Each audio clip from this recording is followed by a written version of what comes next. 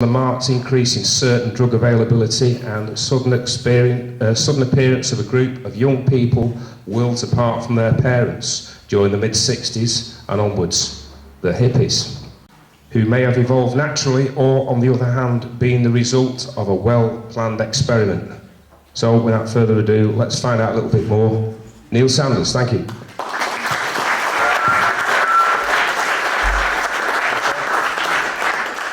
Hello, can everyone hear me? Yeah? Excellent, that's the spirit. Right, okay, so hopefully some of you know who I am. I tend to talk about mind control.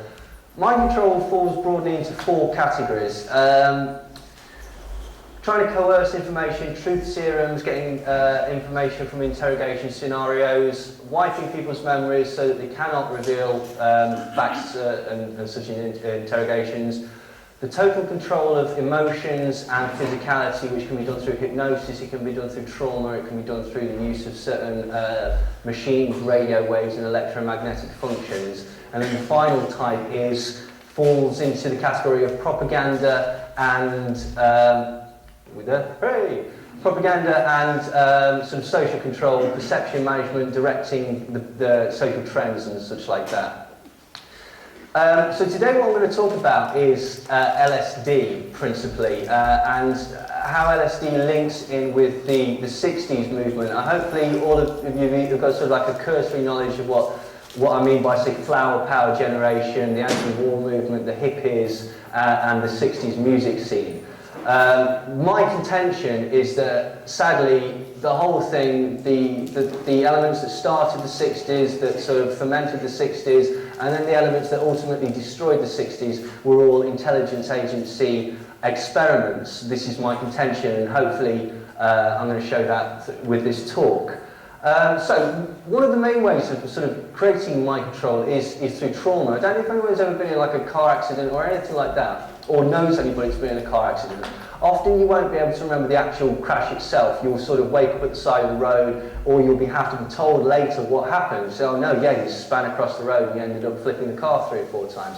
That's not because you've blanked out, it's not because you've become unconscious or anything like that. What it is that your brain has a defense mechanism whereby very, very traumatic memories, it will blank them out, it will create an amnesic shell around them, therefore basically stopping you from reliving that traumatic experience again and again and again and again. And this is why basically when repressed memories come back, that's why it happens, because these amnesic barriers are breaking down. If you can do that enough, what you can do is you can split the mind into several sort of barriers like this, like a sort of honeycomb or a grid pattern. Each of the individual sort of, sections could be considered like an individual personality, and they could even be unaware of the other personalities. So that is one method. But what we're going to talk about today is the druggings, essentially. Now, although the application of trauma is effective, it was very, very effectively used by the CIA and also by Nazi Germany as well.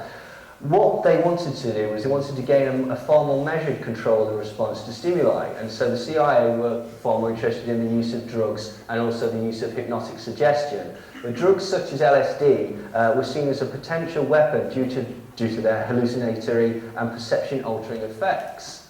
Now, in 1951, in the French town of Pont-Saint-Esprit, it is alleged that the CIA released a cloud of high-grade aerosolized LSD into the area, which basically caused mass hallucinations. Several people went mad, and a couple of people actually ended up dying. One person drowned under the effects of the drug.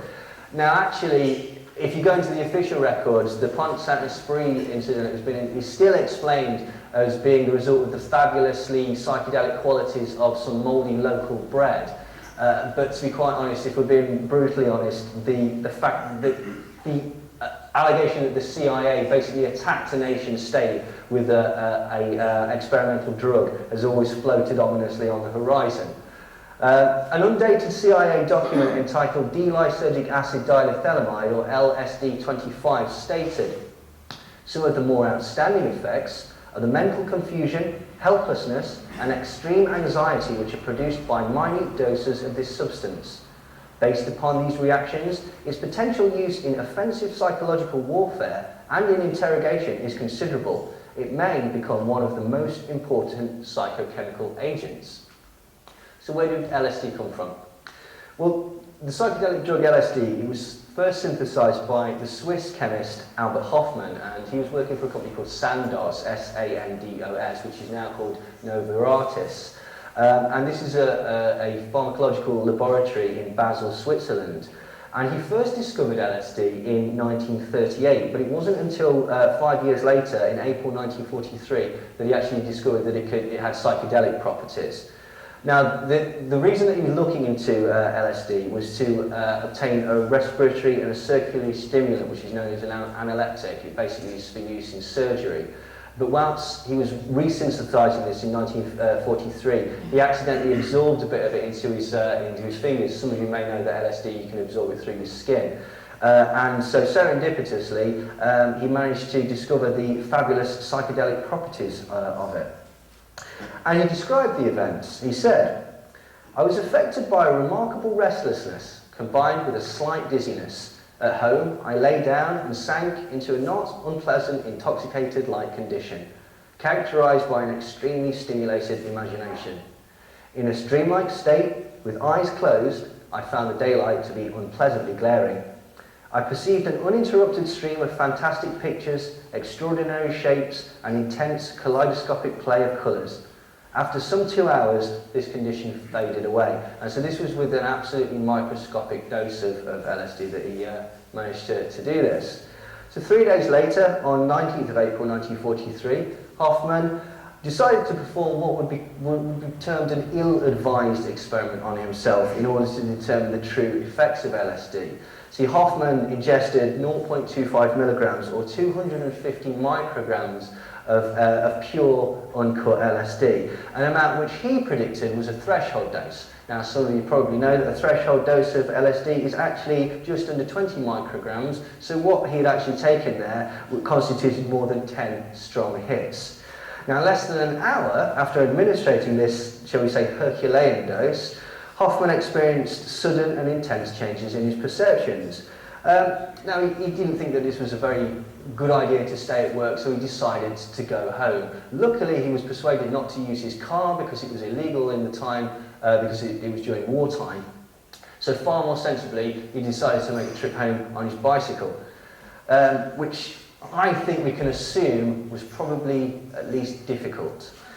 Now, those who participate in recreational LSD have since named this fateful day, the 19th of April 1943, as Bicycle Day. And so if somebody says that they're enjoying Bicycle Day, basically what it means is that they're going to go and take some LSD. And it is commemorated with stamps in Switzerland as well. So, on this psychedelic journey, basically his condition began to deteriorate incredibly rapidly. His mind raced with very powerful feelings of anxiety, and he actually began to believe that his next door neighbour, who he'd never really got on with, he thought that the explanation for this was that she's a witch and she's cursed him and that he was going to die because of it. Later, when he sort of started to calm down, he realised that it was the LSD, but then just thought, oh, I've poisoned myself, this is no good, is it? And so eventually a doctor was called and basically tried to attend to the wildly tripping Hofmann. And he seemed fine. The only thing that actually seemed physically wrong with him were his eyes were the size of saucers. But apart from that, he was physically okay. So the doctor basically sat and chatted to him for, I think he basically took him about an hour of just calming, talking to him, soothing and chatting to him. And eventually his anxiety was replaced by what he described as an exquisite euphoria. And again, Hofmann described this. He said, "Little by little, I could begin to enjoy the unprecedented colours and plays of shapes that persisted behind my closed eyes. Kaleidoscopic, fantastic images surged in on me, alternating, variegating, opening, and then closing themselves in circles and spirals, exploding in coloured fountains, rearranging and hybridising themselves in a constant flux." Now this is LSD that was produced by Sandoz. This is obviously years later in 1951. But in 1947, and you've got to remember, this is when the CIA was first starting, this is when the CIA was taking its fledgling steps and moving from the SS to the OSS to the CIA. And so it was incredibly, incredibly interested in LSD because obviously it could be a game-changing drug. At the same time, the US Office of Naval Intelligence was beginning mescaline studies. Mescaline is basically kind of like LSD, it's not quite as potent, it's more soft because it comes from peyote, which is a mushroom, so it's not as very intense as LSD is. And they were using this for interrogation purposes under the sponsorship of Project Chatter. Now, the same year, 1947, LSD first appeared in Swiss pharmacological journals. But it wasn't until 2 years later, in 1949, that a gentleman called Dr. Max Rinkel actually brought LSD back to the United States from Sandoz and began experimenting with patients in hospitals in Boston. Soon after this, also in 1949, a gentleman called Nick Bursell started experimenting covertly on patients in hospitals in Los Angeles as well. In 1953, which some of you may know is when MK Ultra was starting, Dr. Humphrey Osmond, who was part and was financed by MK Ultra, began treating alcoholics with LSD. Whether he was actually treating them or whether this is a cover for examining the effects, we will probably never know, but I lean towards the latter, if I was being honest. Now, the same year, in 1953, the CIA, who was clearly taken with this new science, attempted to buy 10 kilograms of LSD from Sandoz laboratories. Now, bearing in mind that a single gram of LSD contains around 10,000 doses, so with such a large order, we can assume that the CIA was trying to corner the market in this particular substance. Unfortunately, Sandoz informed the CIA that at that time, only 40 grams of LSD had ever been made in the entire world, and so unfortunately, 10 kilograms was a little bit out of their hands. And this is basically because making LSD is incredibly difficult. You need to get the precise conditions on ergot mold in order to cause the lysergic acid, and then you have to do several other things to do it to make it turn into LSD. So the likelihood that these French people went mad from eating mouldy bread it's just rubbish, isn't it? So what happened? So the CIA basically didn't want all this LSD, so they decided that the best thing to do was go to the pharmaceutical company Eli Lilly. Now Eli Lilly said, okay, fine, we can't produce the real thing, but what we can do is we can synthetically copy it and we can synthetically start to produce LSD for you. In 1954, the CIA began Operation MK Pilot. Now, MK Pilot was taking place at Lexington Narcotics Hospital. This is essentially like the Priory or something like that, so people are there to get treated for drug addiction, and instead, specifically black heroin addicts were tested with LSD, not for any particular curative reason, just to see how much LSD one particular person could take. Now, the same year, who would later spearhead Tavistock, the Tavistock Institute's LSD experiments in the Haight-Ashbury area, had his book, The Doors of Perception, published. Now, the Doors rock group actually took their name from from the title of that specific text. And we'll come back to Aldous Huxley later. Now, in mid-1954, the pharmaceutical giant Eli Lilly finally synthesized LSD at the CIA's behest, and this basically gave the CIA a limitless and relatively inexpensive supply, and it removed the necessity for Sandoz, the Swiss pharmaceutical company, to provide their stockpiles. A year later, in 1955, Aldous Huxley actually experienced his first LSD trip, and then shortly after he published his essay Heaven and Hell. Now, Heaven and Hell discusses the relationship between bright, colourful objects, geometric designs, psychoactive substances, art, and profound experiences, and it's a promotional tool for the use of LSD. Heaven and Hell refer metaphorically to what Huxley perceives as the two contrary mystical experiences that could potentially wade you through the doors of perception. Essentially, you're going to have a good time, or you're going to have a bad time. Now, in 1961, the army actually initiated the use of LSD in interrogations on foreign agents, and this was called Operation Third Chance. Another operation that also used LSD in interrogation scenarios was called Operation Derby Hat. However, by 1962, officially the CIA withdrew support for above-ground LSD research studies, but this is absolute garbage because basically the Tulane University was carrying on with Robert Heath. Harvard was doing experimentation, McGill University in Canada, Colgate University was doing it, St Thomas's Hospital in London was doing it, Lexington, Kentucky, and about 40 others, basically. So the idea that they stopped actually using LSD is something of a misnomer. And at the same time, Congress passed and began to enforce drug safety regulations. So what they did was they made the substance illegal.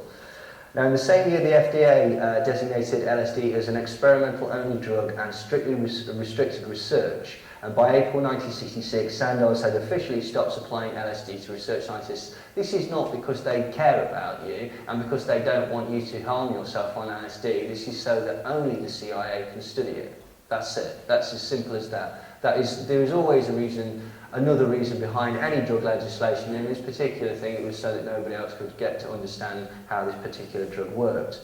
And as I say, Ewan Cameron was still using LSD throughout the 60s in Canada, as was William Sargent in London. And LSD experiments were also performed in Birmingham Hospital in England under a gentleman called Joel Elks, who later went over to America and continued with MK Ultra. And the other thing is that children were also tested with LSD, and not just a few, quite a lot. Creedmoor State Hospital in 1963, I believe, released a report talking about 4 to 14-year-old boys that were given daily intravenous doses of LSD, just to basically see what happened. Now, in a memo describing the purpose of one particular MK Ultra program, Richard Helms, who was the head of the CIA at the time, stated, "We intend to investigate the development of a chemical material which causes a reversible, non-toxic, aberrant mental state, the specific nature of which can be reasonably well predicted for each individual. This material could potentially aid in discrediting individuals, eliciting information, and implanting suggestions and other forms of mental control." Now, they were obviously doing lots of experiments with these various types of things in safe houses and hospitals and various places all over America. Now, one particular New York Times article actually explained the hopes of those involved in their experiments, and this was an expose of the history of the CIA. And so the experimentation was aimed at finalising techniques that could not only be used on the enemy, but also for reasons of national security on their own previously loyal agents. And this is the quote. It said, "They wanted to reduce a man to a bewildered, self-doubting mass, to subvert his principles. They wanted to direct him in ways that may vary from rationalising a disloyal act to the construction of a new personality. One of their longest running goals was to develop a way to induce amnesia. They wanted to be able to interrogate enemy espionage agents in such a way that neither the agents nor their superiors would know that they had been compromised. And they wanted to be able to wipe clean the memories of their own agents after certain missions, and especially when they were going into retirement." I want you to remember that for the second half of the talk, wiping people's memories, replacing behaviour patterns with other people, because somebody that's rather surprising did exactly the same thing. But that was the point of all the MK Ultra experiments in Canada, all the MK Ultra experiments in London, all the MK Ultra experiments in St. Elizabeth's Hospital in Washington, wiping people's memories so that they could then well, it was sold as a therapeutic practice, so they were wiping away harmful patterns so that they could introduce new socially viable patterns, basically. And it was all run by this gentleman, Sidney Gottlieb, who was the overall head of the MK Ultra program. And in hundreds of experiments, he personally gave LSD to numerous people, including prison inmates, because essentially they can't argue. And one of these included the mob boss, Whitey Bulger, who actually complained of headaches, hallucinations and nightmares for the rest of his life. And basically, Whitey Bulger was an extremely violent Irish mob boss. So has anyone seen the film The Departed? You know, the Jack Nicholson character in there. Jack Nicholson based his character on Whitey Bulger, so you know he's a fairly unsavoury character, basically. The question I ask is, was this personality the result of MK Ultra experiments? And the question that I further ask is, was this personality the desired result of these MK Ultra experiments? I mean, what better way to impose fear on a society than to provide the occasional celebrity terroriser? And then obviously we all go running to the police for them to protect us. Now, Bulger actually complained that he and other inmates believed that they were helping in a medical study to find a cure for schizophrenia. And Bulger also stated that he was recruited by deception. So why do I think that this was done on purpose? Well, interestingly, Bulger served as an FBI informant since as early as 1975. Now, seemingly, Whitey Bulger was able to act with impunity in return for information given to the authorities concerning the Patriarca Mafia crime family. Now, on December 1994, Bulger actually fled his hometown of Boston and went into hiding after receiving a direct tip-off from the FBI that basically the police were after him for a pending RICO Act indictment, which would have meant certain imprisonment for Bulger. Thanks to the FBI, Whitey Bulger escaped imprisonment for a further 16 years. When he was eventually captured last year, he was indicted for a total of 19 murders. Now, Gottlieb basically gave massive doses of hallucinogenic material without consent to hundreds of unwitting guinea pigs, and these included fellow agents, doctors, prostitutes, mental patients, prisoners, and of course, the general public. And he actually admitted in 1977 that even President Nixon was not immune to the experimentation of the agency. When travelling abroad on at least one occasion, Nixon's entire entourage was secretly drugged with LSD. Now, ABC News later confirmed that one of these incidents took place in 1972 during Nixon's visit to the Soviet Union. Now, the CIA was clearly not actually that concerned with the ongoing Cold War and felt that this was an appropriate time to test their cavalcade of mind-altering chemicals. Now, the timing and the geography of this particular event suggests one of two things. Either the CIA are mind-meltingly arrogant and just do not care about the number of nuclear faux pas that they could cause in this situation, or alternatively, that the Cold War was a load of rubbish and the whole point of the Cold War was to basically pin two people against and channel funds towards the military-industrial complex.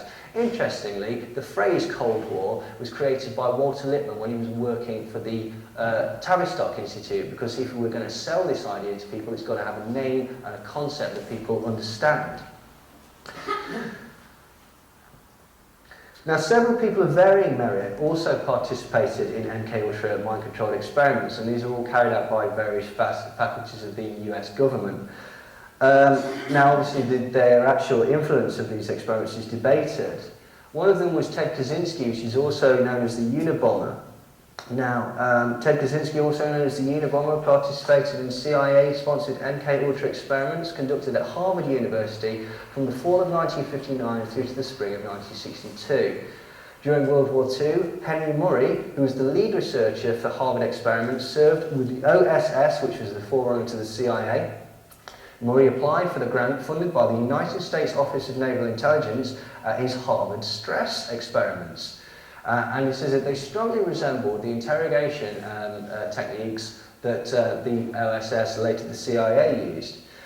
Beginning when he was 16, Kaczynski participated along with 21 other undergraduate students in the Harvard experiments, which were described by doctors as disturbing and ethically indefensible.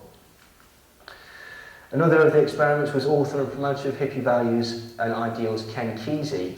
Married prankster Ken Kesey, author of One Flew Over the Cuckoo's Nest, volunteered for MK-Ultra experiments involving LSD and other psychedelic drugs at the Veterans Administration Hospital in Menlo Park while he was a student at nearby Stanford University.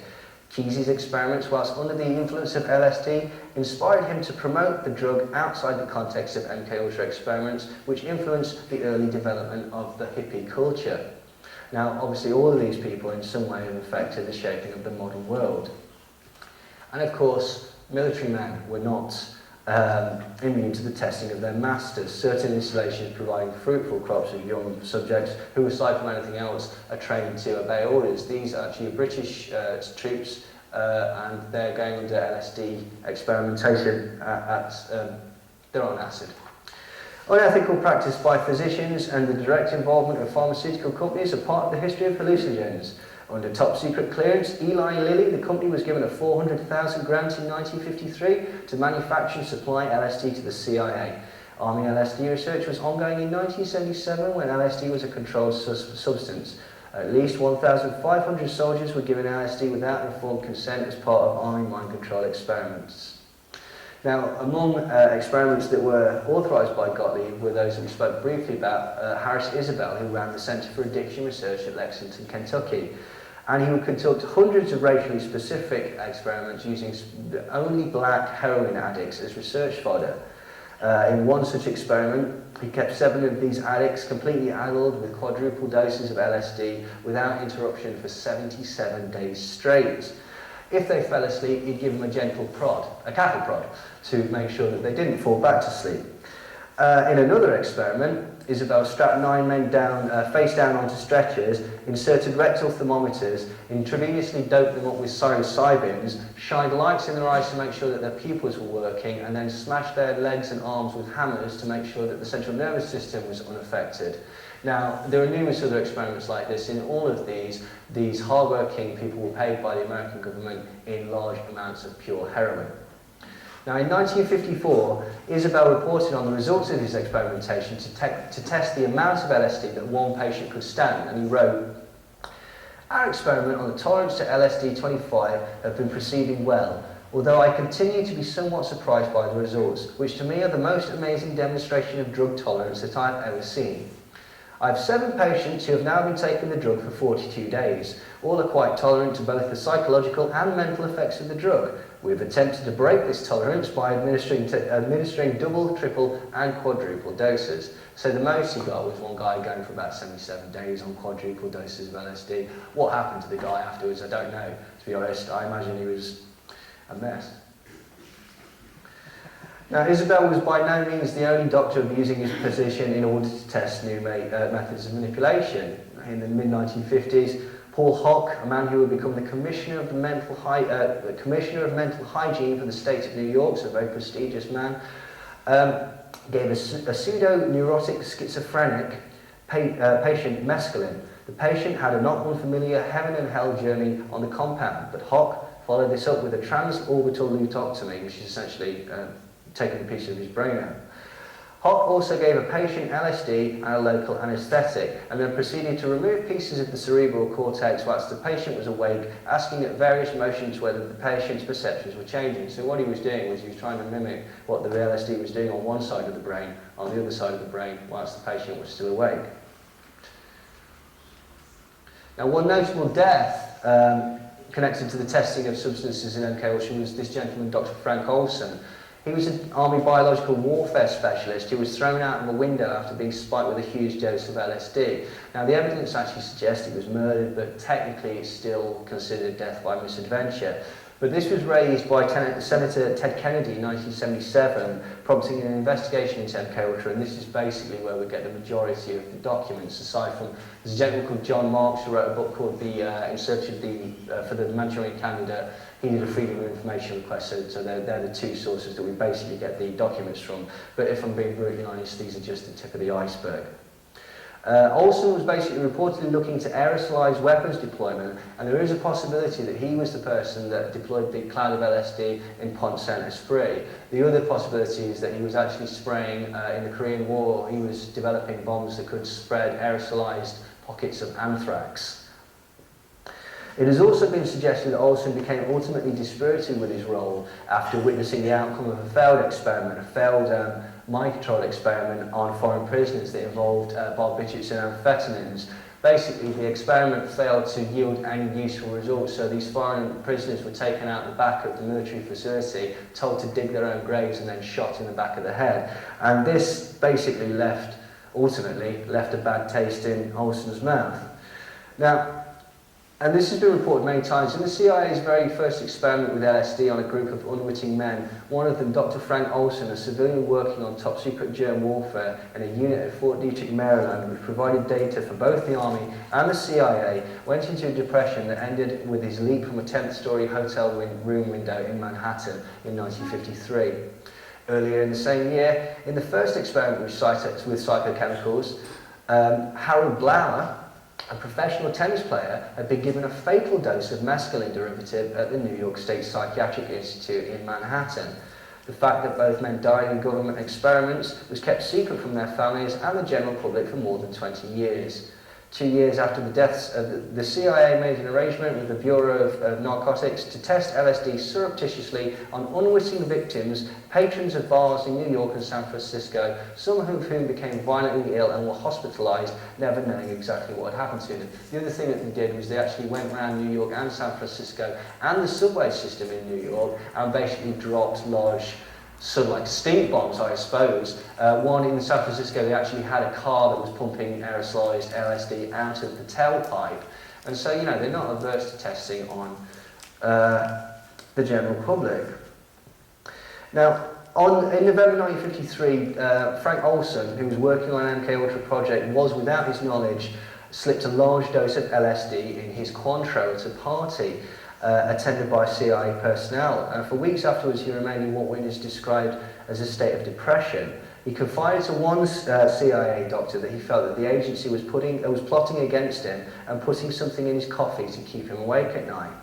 He also said that he was hearing voices that commanded him to throw his wallet away, which he did, even though it actually contained about 3 uncashed paychecks. On the last night of his life, he checked into a room at the Statler Hotel along with a CIA agent who was assigned to watch over him, and he allegedly jumped through a closed hotel window. And it was Sidney Gottlieb that actually slipped Frank Olson the LSD. Sidney Gottlieb also slipped it to Frank Blauer, the professional tennis player who died of an LSD. He died under, not of a mescaline overdose, he died of complications due to the LSD. Operation Midnight Climax, which at least shows a hint of a sense of humour when the CIA are naming their projects, set up a fake brothel and then drugged and filmed its unwitting customers. Those who discovered this and consented were given far higher doses, and one gentleman, basically, who's obviously a big fan of LSD, sat there for over 70 days. Now these sessions were viewed by this agent, George Hunter White, who sat on a portable toilet with a drink in hand, watching the hapless Johns through a two-way mirror. Now, White was apparently a notorious drinker, and he would go through about a bottle and a half of gin a night, so, you know, that's why he was sat on a toilet. And he noted down everything that he saw. And he was actually involved in the search for truth serums before the official start of MK Ultra, and was experimenting with drugs at St. Elizabeth's Hospital in Washington. He was using mescaline, scopolamine, and marijuana on unsuspecting test subjects. Now, White actually called LSD stormy due to the insane behaviour that it caused. And he actually continued his operating his Telegraph Hill LSD brothel until he retired from the service. And when he died, his widow actually gave the Electronic Museum in San Francisco his diaries. And according to the Washington Post, these diaries provide documentary evidence that White met to discuss drugs and safe houses with such CIA luminaries as Dr. Sidney Gottlieb, head of the Chemical Division of the Technical Service Division, and the man who ran MK Ultra, and Dr. Robert Lashbrook, a CIA chemist who worked with LSD. Other high-ranking CIA officials mentioned prominently include James Angleton, Stanley Lovell, and C.P. Cable. Gottlieb and Lashbrook have been subpoenaed to testify before a Senate subcommittee investigating the MK Ultra project, but they didn't really say anything. Robert Lashbrook was involved in Canada, wiping people's memories with Ewan Cameron. Now, White actually detailed in his diary how one of his favourite hobbies was going down to the local restaurants, or going down to the local beach, or hanging out in city bars and slipping people, unsuspecting members of the public, doses of LSD, and then just sitting back and laughing as these people went insane.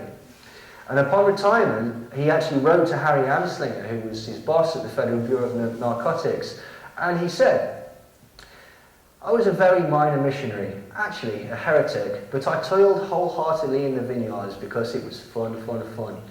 Where else could a red-blooded American boy lie, cheat, steal, rape and pillage with the sanction and blessing of the All-Highest?" And the All-Highest means the agency. Now, Operation Midnight Climax consisted of a web of CIA-run safe houses in San Francisco, Marin and New York, which were established in order to study the effects of LSD on consenting individuals. Prostitutes on the CIA payroll were instructed to lure clients back to safe houses where they were surreptitiously plied with a wide range of substances, including LSD, and monitored behind two-way mirrors. Several significant operational techniques were developed in this theatre, including extensive research into sexual blackmail, surveillance technology, and the possible use of mind-altering drugs in field operations. Now, Richard Stratton actually interviewed George White's last living associate in 1994. Now, according to White's lieutenant, Ike Feldman, and you've got to appreciate this is his very best friend. White was a son of a bitch, but he was a great cop. He made that fruitcake Hoover look like Nancy Drew. The LSD, that was just the tip of the iceberg. Now write this down. Espionage, assassinations, dirty tricks, drug experimentations, sexual encounters, and the study of prostitutes for clandestine use. That's what I was doing when I worked for George White and the CIA. Now, George White was infamous for a particular skill that he perfected, namely assassination. Now, his particular method was a single, powerful, close fist to the back of the skull, just behind the ear, and then what this would do is would cause a small shield of bone to punch through and basically stab into your brain, killing you, well, hopefully killing you almost instantaneously. By strange coincidence, this is exactly the same injury that killed senior biochemist Frank Olson. And by an either further strange coincidence, the CIA agent that was assigned to look after Frank Olson in his troubled state at the Statler Hotel in New York was none other than George White. I have my suspicions, I'll be honest. Okay, so now we're getting on to the sort of the meat. So that gives you the idea of the sort of background. So this gives you the idea of the lack of scruples that the CIA and the military-industrial complex have got, and also the sort of lengths that they will go to try this drug. You've also got to remember as well, okay, bear in mind that at this time LSD was illegal. Sandoz had stopped producing it. Only Eli Lilly was producing it. Okay, so. And this is initially strange, but it is a very true fact concerning artists in the top echelons of film and music, is how frequently their managers, all their producers have military and or military-industrial complex connections. Now, there's an excellent article online written by a brilliant researcher called David McGowan, and he identified and elaborated on this in his excellent work, Inside the LC, The Strange But Mostly True Story of Laurel Canyon and the Birth of the Hippie Generation. It's a fantastic piece of work. I think everyone should get it. Also get his book, Programmed to Kill. Brilliant stuff. Now, also in these particular online articles, he evidences the involvement of many of the sort of golden stars of the 60s in organised crime, drug dealing, murder, prostitution, child pornography, snuff movies, and ultimately black magic. Now, he's got many examples of people that are connected to the military-industrial complex. I've taken a few, and I've also got a few that I've found out myself. So here are a few examples of musicians from the hippie era, all who had family ties to members of the US military, and all who, by some amazing coincidence and good fortune, all moved simultaneously to the Laurel Canyon and later the Haight-Ashbury area to start the hippie and the youth culture explosion. Now, apologies if people are fans of these guys. Jim Morrison of The Doors was son to George Stephen Morrison, who was a prominent US Navy admiral. Admiral Morrison, Jim Morrison's dad, was the commander-in-chief, the admiral on deck during the US Naval Forces in the notorious Gulf of Tonkin incident. Now, during the infamous stage incident in August, he was in charge. He was Joint Chiefs of Staff, which means he was in charge of the entire mission. Just to explain to people that don't understand what the Gulf of Tonkin incident is, everybody knows what a false flag incident is, right? If I go into a building and blow it up and pretend to be a Muslim, that's a false flag because I've got a false flag up. I'm pretending to be somebody that I'm not. The Gulf of Tonkin incident, which took the American population into the Vietnam War, it was not a false flag event, it was a completely manufactured event. What happened was they were trying to provoke the North Vietnamese to take a pot shot at them, therefore they could attack, that's it, we're at war. This never happened, so cleverly, Jim Morrison's dad just made it up. Just made it up. 65,000 American soldiers dead, over 2 million North Vietnamese dead, God knows how many South Vietnamese dead. Why? Because of a lie, an absolute lie.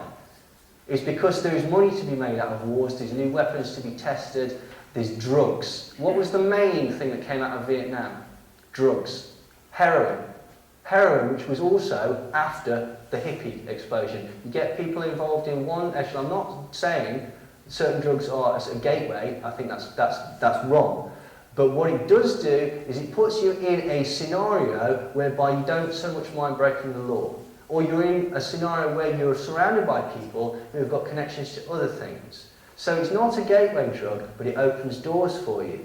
And therefore, basically, the government, who let's not muck about, supplies all of it, because nobody's got any boats, nobody's got any planes, they can then take everybody on to heroin. The amount of soldiers that came back from the Vietnam War strung out on heroin was unbelievable. More soldiers kill themselves when they come home from conflicts than die in the actual conflicts. But we digress. So essentially, his father was Admiral Morrison. Now, Jim regularly visited and stayed on military bases during his childhood, and there are also rumours that he was sexually abused as a younger, and possibly rumours that his father was the culprit. Here's Jim, 2 years before the Doors' first album came out, looking quite different. Here's his dad on deck. Now, Jim always claimed to the media that his parents had died in a car crash when he was very young, when in actual fact, both his parents outlived him. Now, as an interesting aside, because we're talking about mind control, Jim claimed that he was possessed by the spirit of a Native American shaman. And this Native American shaman gave Jim Morrison his vocal ability. When Morrison quit the music industry, he explained to the media and to the rest of his bandmates that he could no longer perform or sing because the Native American shaman had departed from his body, leaving him talentless. Frank Zappa's father, Frank Zappa, worked as a mathematician and a chemist for the US defence industry at the notorious Edgware Arsenal. Edgware Arsenal is basically one of these, like Fort Detrick, Maryland. It's one of the places where all the mind control experiment drugs are produced, including one called STP, which we'll come to later. Now, despite being commonly thought of as a key figure within the hippie movement, Frank Zappa actually never made it a secret that he had nothing but contempt for the hippie ethos. He also had a complete contempt for anybody that took any type of illegal drugs, and despite popular belief, he actually describes himself as a conservative and a Republican. Frank Zappa never made it a secret. He actually was also a vocal supporter of the Vietnam War, which not a lot of people realise. Zappa also married Gail Sloatman, Adelaide Gail Sloatman, who was raised in a Korean military family which produced a long line of Korean naval officers. Now, his father-in-law, her father, reportedly worked on classified nuclear weapons research for the US Navy. Now, his wife, Gail Sloatman, attended, by sheer coincidence, the exact same kindergarten as none other than Jim Morrison, where she's rumoured on one occasion to actually have hit him across the head with a hammer. Now, Gail herself also worked as a secretary for the Office of Naval Research, and she once told an interviewer that she heard voices all of her life.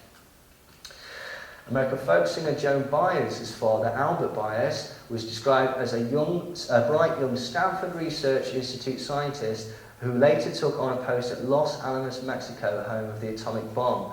He was also a research physicist at Cornell University in Ithaca, New York, at a time when the institute was definitely being used for MK Ultra mind control experiments. Joan Baez, I've gone too far. Joan Baez claimed to be a victim of ritual abuse as a child and also claimed to have multiple personalities. When Joan's father was head of operations research at Cornell, part of his role consisted of working closely, controlling the funds of the Human Ecology Fund. Some of you may know that the Human Ecology Fund is a financial fund that basically equals the CIA MK Ultra project. John Phillips of the Mamas and the Papas, Papa John Phillips, was the son of a retired Marine Corps captain named Claude Andrew Phillips. Remember him because we'll come back to him later. John was accordingly educated at a series of elite military prep schools in Washington, D.C.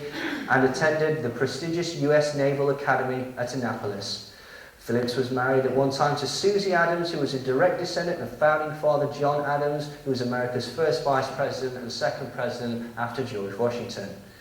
The former Miss Adams claimed her father was a veteran of cloak and dagger stuff with the Air Force in Vienna.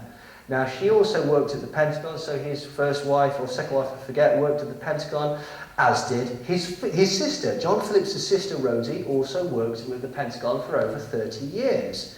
John's mother, Dean, also worked at the Pentagon for over 30 years, but in what capacity, it is unknown.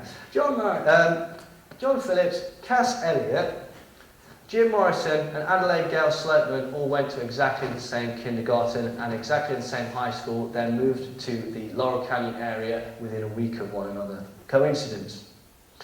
Now, actress Mackenzie Phillips, who's John Phillips's daughter, claimed in her autobiography that she and her father had had a 10-year incestuous relationship beginning in 1979 when she was aged 19.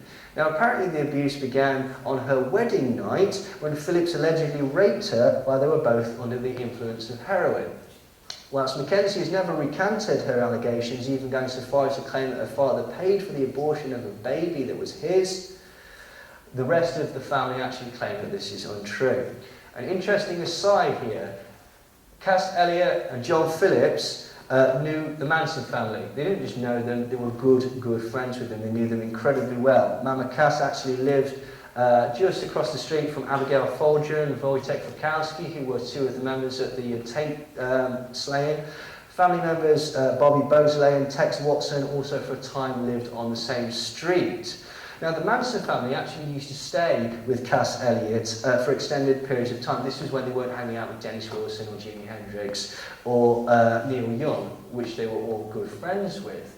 One of the interesting connections is that Elliot and Phillips were both listed as defence witnesses during the Charles Manson trial, but were never actually called because Charles Manson did not put on a defence.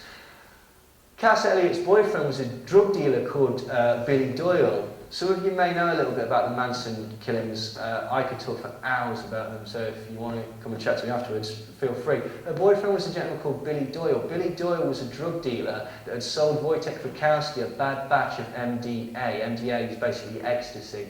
The night before the Tate slayings, Billy Doyle, Mama Cass's boyfriend, straight Satan motorcyclist, was whipped, tied up and sodomized at the Polanski house by Wojtek Frykowski. So we can see that the actual reasons for the killings and the connections with these people go an awful lot deeper than what you've been told. David Crosby of the Byrds and Crosby, Stills, Nash and Young was the son of a military intelligence officer, Major Floyd Delafield Crosby. In 1927, Floyd Crosby, the father of David Crosby, was in Haiti during the occupation by the US Marines, and also present was Captain Claude Andrew Phillips, the father of Papa John Phillips. Coincidence? Suffice it to say that the Crosby family tree includes a dizzying array of US senators and congressmen, state senators and assemblymen, governors, mayors, judges, Supreme Court justices, Revolutionary and Civil War generals, signers of the Declaration of Independence, and members of the Continental Congress. Joni Mitchell's father, Bill Anderson, was an officer in the Royal Canadian Air Force, and during the war years she actually moved with her parents to a number of bases in Western Canada. Jackson Brown was born in a military hospital in Heidelberg, Germany, and the product of yet another career military family. Brown's father was assigned to post-war reconstruction work in Germany, which is likely a euphemism for being in the employ of the CIA, or the OSS as it was called. Graham Parsons of the Flying Burrito Brothers was the son of Major Cecil Ingram Coondog Connor II, who was a decorated military officer and bomber pilot who reportedly flew over 50 successful combat missions. Stephen Stills of Buffalo Springfield and Crosby, Stills and Nash also came from a military family. Stephen Stills attended schools on military bases and was later sent to the elite military institution, Admiral Farragut Academy, to continue his education. Jerry Garcia, legendary guitarist of the anti-establishment Grateful Dead, in an interview in Rolling Stone magazine that he joined the army in 1960. He was discharged within a year for being constantly AWOL, although rather strangely, he received no further punishment for this rather serious transgression. Another mystery is how Jerry Garcia actually managed to join the army at that time, because he was only 17 at the time. Jimi Hendrix was born on the 27th of November 1942 in Seattle, Washington, whilst his father was stationed at an army base in Oklahoma. Jimi Hendrix also later joined the parachute corps. He broke his ankle, supposedly on purpose, and actually left the army. But when he first moved to London as a virtuoso guitar player in London, he actually supported, this is again not commonly known, but he actually supported the Vietnam War. He felt that the threat of communism, particularly Chinese communism, was enough to enter into Vietnam. It was only later, having spent time with the Beatles and certain other activists in London, that he changed his mind, and he later became a vocal promoter of the Black Panther Party as well. And this may be what led to his downfall. You see, Jimi Hendrix's manager was this shadowy figure named Michael Jeffrey, who admitted to being an intelligence agency with links to both British and American intelligence services. Now, this was highlighted in several books: Jimi Hendrix, Electric Gypsy, Hellhounds on their Trails, and Setting the Record Straight, which all will talk about this and all have the documentary proof. Now, Jeffrey allegedly boasted of undercover work against the Russians on murder, mayhem and torture for the foreign countries. And his father actually revealed that his son had lived in Egypt on government facilities for many years prior to meeting Jimi Hendrix, and bizarrely could speak fluent Russian. Now, friends of Hendrix actually suspected that Jeffrey was stealing money from him, and this actually turned out to be true. Basically, the majority of live performances that Hendrix performed in his life, Michael Jeffrey siphoned off the money and completely stole it. When he found this out, he cut all ties to Michael Jeffrey and fired him. Afterwards, Hendrix was clearly, visibly, very, very frightened, and told several people, the next time I go to Seattle will be in a pine box. This was in July 1970, and he died 2 months later. Michael Jeffrey reportedly confessed to recording engineer Alan Douglas as to his involvement in the murder of Hendrix 2 days after Hendrix's death. Now, it's believed that he murdered him because Hendrix had started supporting the Black Panthers, and he was seen as somebody who could popularise the group and bring them attention, and also bring attention to their cause. Now, in his book Rock Roadie, James Wright, a former associate to Hendrix, quoted Michael Jeffrey as admitting, "I had to do it. You know damn well what I'm talking about." Jeffrey reportedly taken out a life insurance policy against Hendrix worth £2 million, on which he was named as the main beneficiary. He took this out after he was fired. Jeffrey's actually confessed to this. He said, "I was in London on the night of Jimmy's death, and together with some of our old friends, we went round to Monica's hotel room, got a handful of pills and stuffed them into his mouth. We then poured a few bottles of red wine deep into his windpipe. I had to do it. Jimmy was worth more to me than alive. That son of a bitch was going to leave me." Now, the on-call registrar and the doctors at the time, Thomas Noguchi, a very famous guy that does autopsies in LA, examined Hendrix and noticed that there was more, his hair and his clothes were completely saturated with wine. His lungs were full of wine, his stomach was full of wine, but there was no wine in his bloodstream, meaning he hadn't drank it. It had been forced down his throat, so literally he actually drowned in wine. Now, Jeffrey basically has got connections to MI6 and also the Mafia, the CIA and the FBI, so the intelligence agency connections are clear. Now, other musicians, just rounding up here, who've served in the military include Elvis Presley, Johnny Cash, John Coltrane, John Fogerty, Billy Colvin, Lou Rawls, Jerry Reed, Woody Guthrie, B.B. King, Harry Mancini, Charlie Rich, Tony Bennett, Grover Washington Jr., Jim Croce, Bill Wyman, Lou Rawls, Artemis Pyle of Lynyrd Skynyrd, Rick James, MC Hammer, Ice-T, Shaggy, Rihanna, James Blunt, Cannabis, Fred Durst and Maynard Keenan of the band Tool. Military brats, that is people who basically have parents that are in the military, include Chris Christopherson, John Denver, all three members of the band America, Ciara, Lionel Richie, Christina Aguilera, Michael Stipe, Emma Lou Harris, Anna and Nancy Wilson of the band Heart, Marilyn Manson, Trey Songz, Pete Doherty, Engelbert Humperdinck, Elton John and Bob Marley. Now, the list of television actors that have connections to the direct links to the military-industrial complex actually dwarfs the list of musicians, but we haven't really got time to go into it now. Two that I'll give you. Everyone familiar with the picture of the three tramps in the JFK assassination? There's three people who were supposedly tramps that were being cleared away by the police, and somebody noticed that they all had $600 shoes on. And one of them was the acting head of the CIA, and two others were CIA officers. One of those is Woody Harrelson's father. Another person who is connected, his mind's gone completely out of my brain. Blue Velvet, bloke that does that. What's his name? Thank you, Dennis Hopper. Yes, Dennis Hopper, his father was in the CIA. And he admits this. And again, but the connections, the amount of people that are connected to the military-industrial complex, the intelligence agencies, or the military, in these very, very specialist industries is remarkable. Now, I understand that sometimes there is a draft, sometimes people don't have a choice in these matters, But when you start to look at it, because this is an incredibly specialist area, and particularly when you look at the amount of artists that are taken to the top echelons of the industry without, frankly, deserving it, it becomes very, very strange the amount, particularly all from a similar genre, that have connections to the military-industrial complex.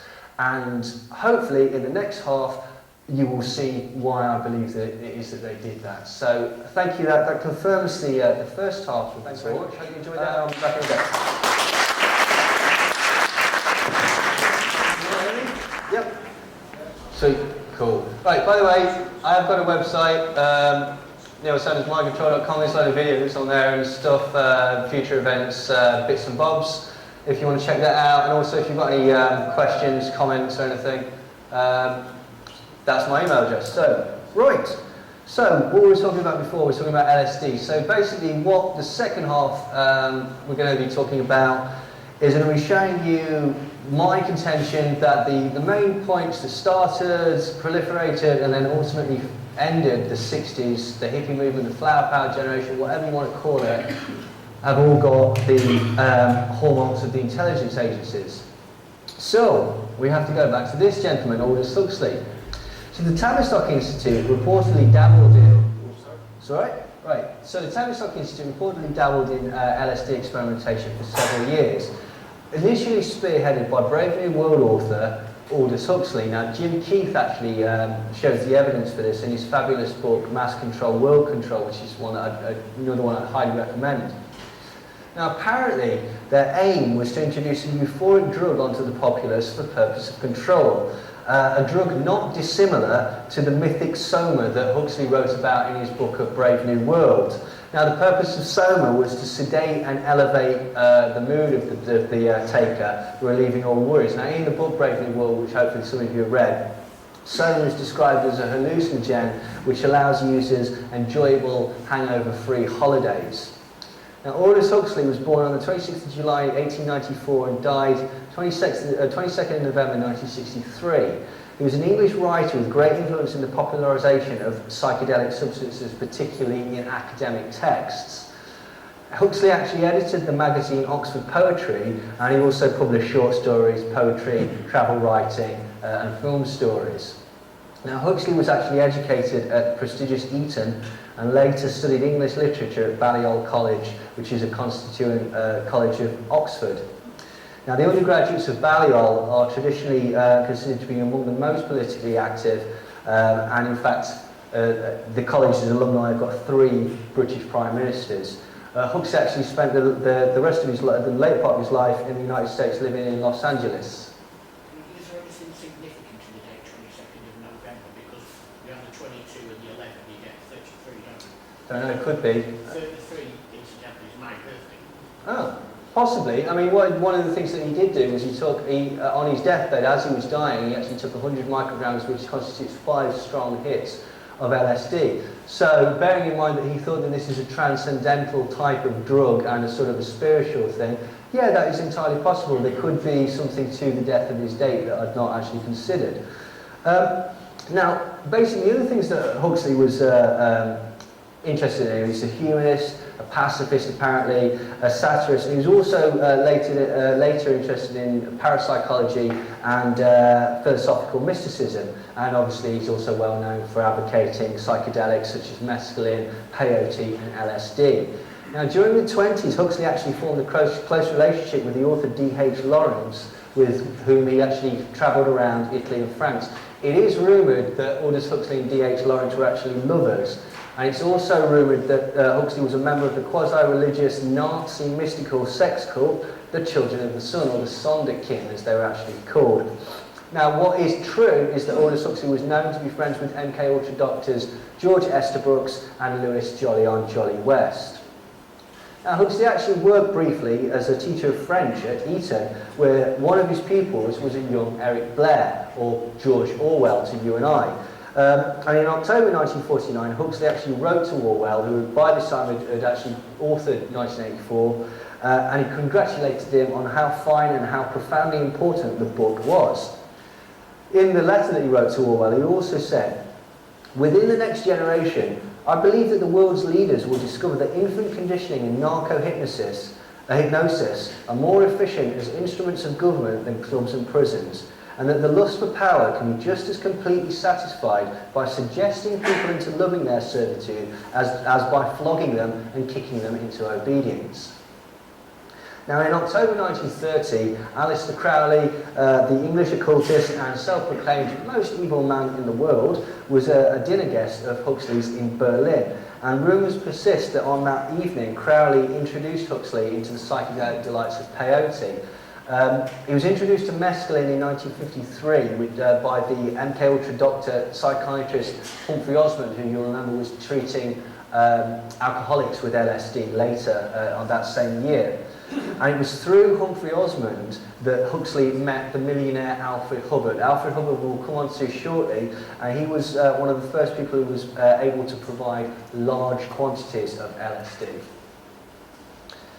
Now, on the 25th of December 1955, Huxley took his first dose of LSD, and he was a pioneer of the self-directed psychedelic drug use. As I briefly mentioned before, he took 5 strong doses as he lay dying on his deathbed. Now, his psychedelic drug experiences are described in the essays The Doors of Perception, which we spoke about earlier, and Heaven and Hell. Doors of Perception, as I said, the doors took their name from that particular book. Heaven and Hell, he took the title from that, from The Marriage of Heaven and Hell by William Blake. Now, Huxley was basically one of these authors that was really championed by the hippies, and one of these people that basically, both of these books were required reading in the sort of Haight-Ashbury and Laurel Canyon area. Huxley famously stated, "Let us consider another type of drug capable of making people feel happy in situations where they would normally feel miserable.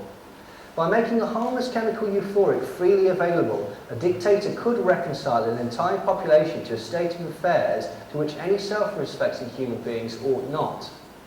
There will be, in the next generation or so, a pharmacological method of making people love their servitude and producing dictatorships without tears, producing a kind of painless concentration camp for entire societies so that people will in fact have their liberties taken away from them, but will rather enjoy it, because they will be distracted from any desire to rebel by propaganda or brainwashing enhanced by pharmacological methods, and this seems to be the final revolution." And this speech was made for the Tavistock Institute at the behest of the Tavistock Institute at the California Medical School in 1961.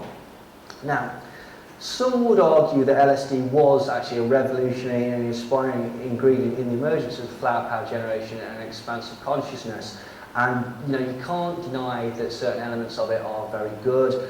Purple Haze, I'm the Walrus, numerous poems, songs, pieces of art, fantastic things that are coming out of that particular time. But the idea that the distribution and the production of LSD was in any way organic is a complete and total myth, I'm afraid. Now, some people are going to cite the so-called LSD cooks, the independent minds, and the psychedelic gurus as the main proponent of the spread of the use of LSD. But if we examine some of the main protagonists of this era, sadly, a rather different picture begins to emerge. And one of these gentlemen is Alfred Hubbard. Now, Aldous Huxley was actually introduced to LSD by this mysterious figure who just so happened to waft into the Haight-Ashbury area with a seemingly endless supply of hallucinogens, namely Captain Alfred Cappy Hubbard. Alfred M. Hubbard is reputed to be one of the original Johnny Appleseeds of LSD. But basically what that means, Johnny Appleseed, you go across America throwing seeds behind, and that's how America is covered in apple trees now. What Alfred Hubbard would do is essentially travel across the US, handing out his wares to anyone who was willing to participate. Hubbard was reportedly one of the first people to emphasize LSD's potential as a visionary or a transcendental drug. Now, he described his childhood as that of a poor and often barefoot hillbilly from the mountains of Kentucky. Now, in 1919, when aged just 18 here, he reportedly invented this device. This is the Hubbard Energy Transformer. It's an alleged perpetual motion device, which at the time garnered nationwide media attention. Now, how did he get the idea for this? Well, apparently 2 angels appeared to him in a vision and told him how to manufacture this fabulous device. And it was sold, he sold half the patent to the Radium Company of Pittsburgh in 1919 for $75,000, which obviously at the time was mega money. Unfortunately, this free energy device has never been seen since. Now, during the Prohibition era, Hubbard worked as a bootlegger based in Seattle. Using a taxi company as a front, he built a ship-to-shore communication device which he concealed in the boot of his cab. This was as he was transporting alcohol across the Canadian border. Now, the whole organisation got caught, and at this point there's some mystery as to the whereabouts of Hubbard. Either he was in solitary confinement for 18 months because there appears to be absolutely no record of his imprisonment, or as others have interpreted, he was actually a secret government agent that had been working for the Treasury Department all along, infiltrating the smugglers to gain evidence for prosecution. Now, adding to this is that basically just after this 18-year period, he for some reason wound up as the head of security at the Tropicana Hotel in Las Vegas. Tropicana Hotel in Las Vegas at the time was known to be run by the mafia, so he obviously runs in quite prestigious crowds. During World War II, Hubbard expanded his CV yet again. He was approached by the OSS apparently, now the CIA, and was offered a job that utilised his smuggling expertise. Basically, he was transporting war munitions into the UK. And this was suspiciously before America had actually formally entered the war. And 18 months before the attack of Pearl Harbor, Hubbard officially became a Canadian citizen as part of his cover. He actually ended up handling millions and millions of dollars, which were laundered through the Canadian consulate in order to finance OSS and CIA operations in Europe. So again, we can see that this guy is right at the top. According to Ben Metcalf, who writes for a magazine called Vancouver, Hubbard was actually involved in the Manhattan Project, which is the development of the world's first atomic bomb, which was dropped on Nagasaki. Now, in some way, basically, he was responsible for moving uranium through Site W, which was one of the key production sites in America. Now, in a September 1980 article published in Vancouver magazine, Metcalf claimed that Al Hubbard had shown him photographs of himself accompanying the American-Canadian party into Port Radium to pick up the first shipment of uranium for the Manhattan Project. After the war, Hubbard suddenly became wealthy enough to buy his own island off the coast of Vancouver, which he called Damon Island, and he bought a fleet of boats and owned a chartered boat company and began calling himself captain. Now, in 1950, Hubbard experienced yet another angelic visitation. This time, the angels appeared to him in a vision and advised him that basically the next year something spectacular is going to be happening. There would be an important development in the future of mankind. Now, that year he heard about Albert Hoffman's experiment with LSD, and so became convinced that this is what the angels were trying to tell him about. So he became obsessed with LSD and began a major campaign to promote it as the spiritual cure for all of humanity's problems. Now, this chap here introduced thousands of prominent people to the drug. As I say, he was one of the Johnny Appleseeds of LSD, and he went across America introducing it to scientists, politicians, intelligence agents, diplomats, church figures, people such as Aldous Huxley, Stanley Kubrick, and according to Hubbard's claims, although this has never been conclusively proved, His Holiness the Pope. Now, in Acid Dreams by Martin Ailey and Bruce Slade, they suggest that Hubbard spent much of the 1960s working for Teledyne, which was a major defence subcontractor on a secret NASA project that involved testing psychochemical agents. So essentially, again, this guy is CIA all the way. At some unknown date, Hubbard seemingly acquired a doctorate degree from the University of Kentucky in Lexington, which is amazing because he didn't actually attend a single class, but still managed to get a doctorate, which is pretty impressive. You've got to remember as well, this is exactly the same university where Isabel Harris would experiment on predominantly black heroin addicts, so we know that this is an MK Ultra LSD experimental hospital. He listed his doctorate as part of his credentials in the 1970s when he went to work for the Tavistock Institute-directed Stanford Research Center. Now, Jim Keith of Mass Control, Will Control wrote, one associate of Hubbard's was New World Order theorist Willis Harman at the Stanford Research Institute. Stanford had earlier received grants from the US Army to research chemical incapacitants. When visited by a representative of the underground press at Stanford, Harman told the press agent, "There is a war going on between your side and mine, and my side is not going to lose." The website World Net Daily also claimed to have Freedom of Information Act requests of CIA declassified materials, documents and other notation which indicate that Alfred Hubbard was indeed in contact with MK Ultra director Sidney Gottlieb and George Hunter White of Operation Climax fame. Now in 1963, Captain Hubbard arrived on the doorstep of the young Harvard psychologist Timothy Leary. Hubbard was apparently dressed in military fatigues in a full uniform with a gun strapped to his leg. And Timothy Leary described this in an article in High Times. He said, "He blew in with that uniform, laying down the most incredible atmosphere of mystery and flamboyance and really impressive bullshit. He was pissed off. His Rolls Royce had broken down on the freeway, so he went to a payphone and called Rolls Royce in London. That's the sort of kind of guy he was. He started name dropping like you wouldn't believe. He claimed that he was friends with the Pope." Now, not only did LSD arrive en masse in the Haight-Ashbury area, coinciding mysteriously with the explosion of youth-driven rebellious music, but so did several other previously classified chemical formulas designed to produce a cornucopia of hallucinogenic effects. Now, these strange new drugs also found their way into the hands of the newly formed and highly experimental flower power generation.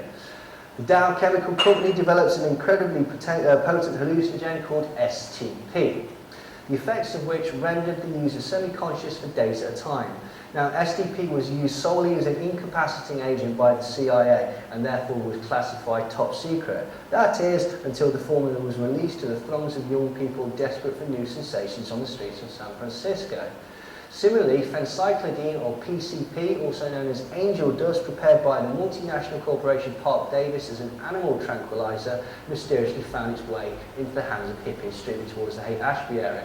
For those that don't know, phencyclidine, or PCP, angel dust, is also embalming fluid. One of the side effects of smoking PCP is that you embalm your lungs from the inside out.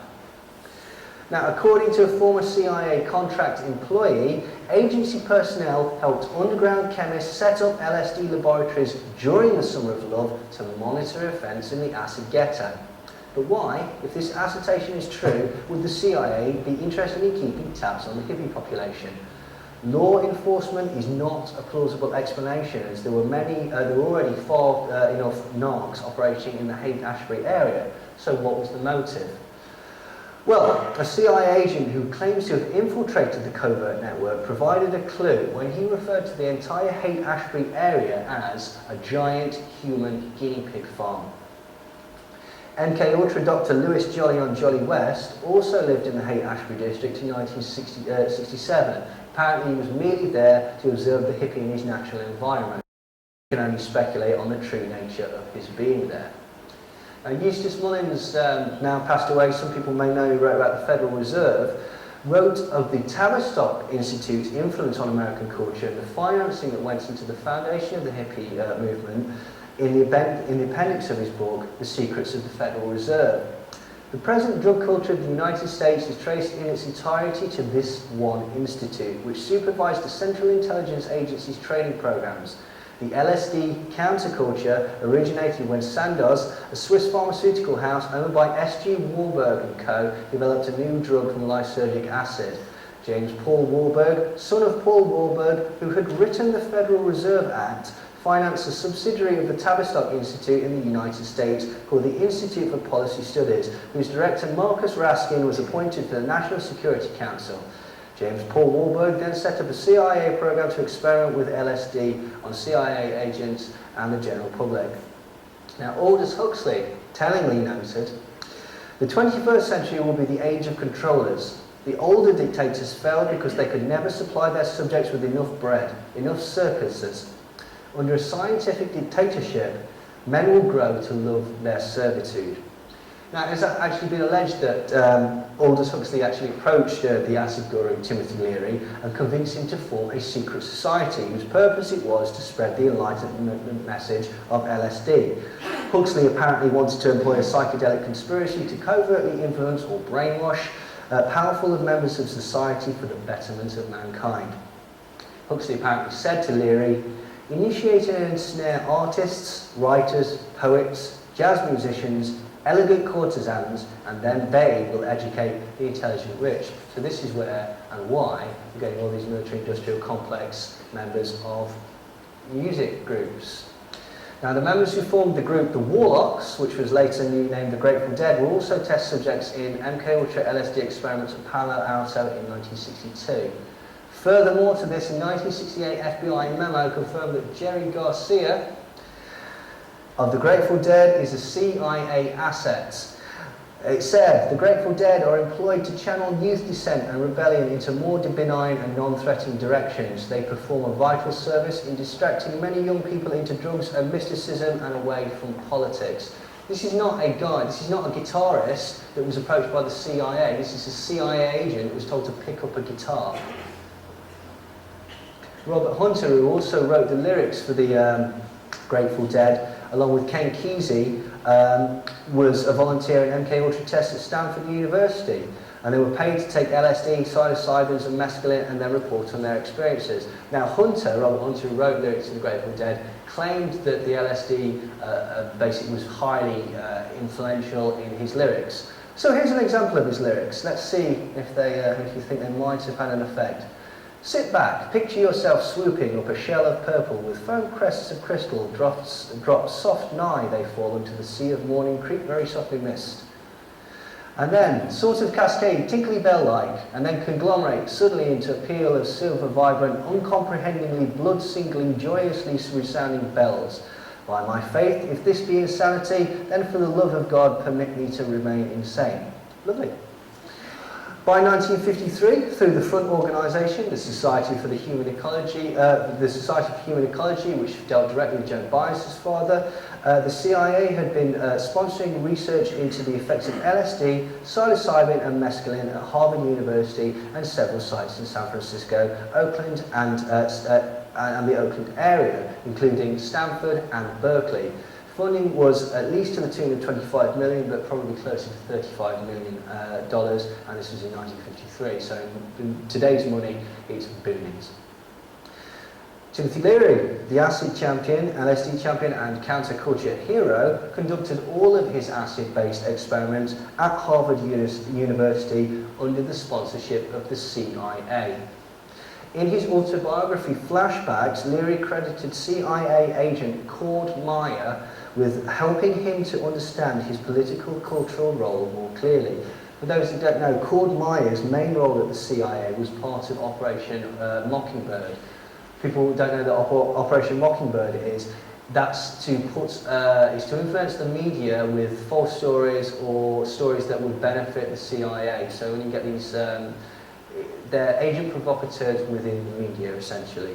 And one of the first people to introduce Leary to LSD was CIA agent and longtime friend Frank Barron. So Cord Meyer and Frank Barron were the two CIA agents who basically started Timothy Leary's career. Leary actually confirmed in an interview with Walter Bauer, "You look back, many things that we thought were accidents turned out they were not. The entire LSD movement itself was sponsored originally by the CIA, to whom I give great credit. 80% of the decisions I made were suggested to me by CIA people. I liked the CIA. Yes, I was a willing agent of the CIA." Now, similar to Ewan Cameron and William Sargent, Leary experimented with removing and replacing behaviour patterns, writing a paper in 1963 entitled How to Change Behaviour. So remember we're talking about wiping memory? That's exactly what Timothy Leary was doing. At Harvard, Leary's mentor was chief psychologist Harry A. Murray. Harry A. Murray in the 1940s was employed to develop personality tests for the CIA. And he also had the honour of advising as he monitored military experiments on truth drug, brainwashing, hypnotism and interrogation techniques. That's the person that taught Timothy Leary taught him his trade. Timothy Leary also came from a military background, surprise, surprise. His father being a veteran of the US Army, Leary himself joined the US Military Academy at West Point in the early 1940s and served as a sergeant in the medical corps during World War II. Timothy Leary's philosophical guru was this gentleman, Michael Hollingshead. And it was Hollingshead, who apparently first provided Leary with a steady supply of LSD on a large-scale basis. Hollingshead was known to be an MI6 agent, who it would seem was sent to indoctrinate and coax Leary, apparently at the behest of Aldous Huxley and the Tavistock Institute. Michael Hollingshead is another of these LSD Johnny Appleseeds, so we've got him and we've got Alfred Hubbard.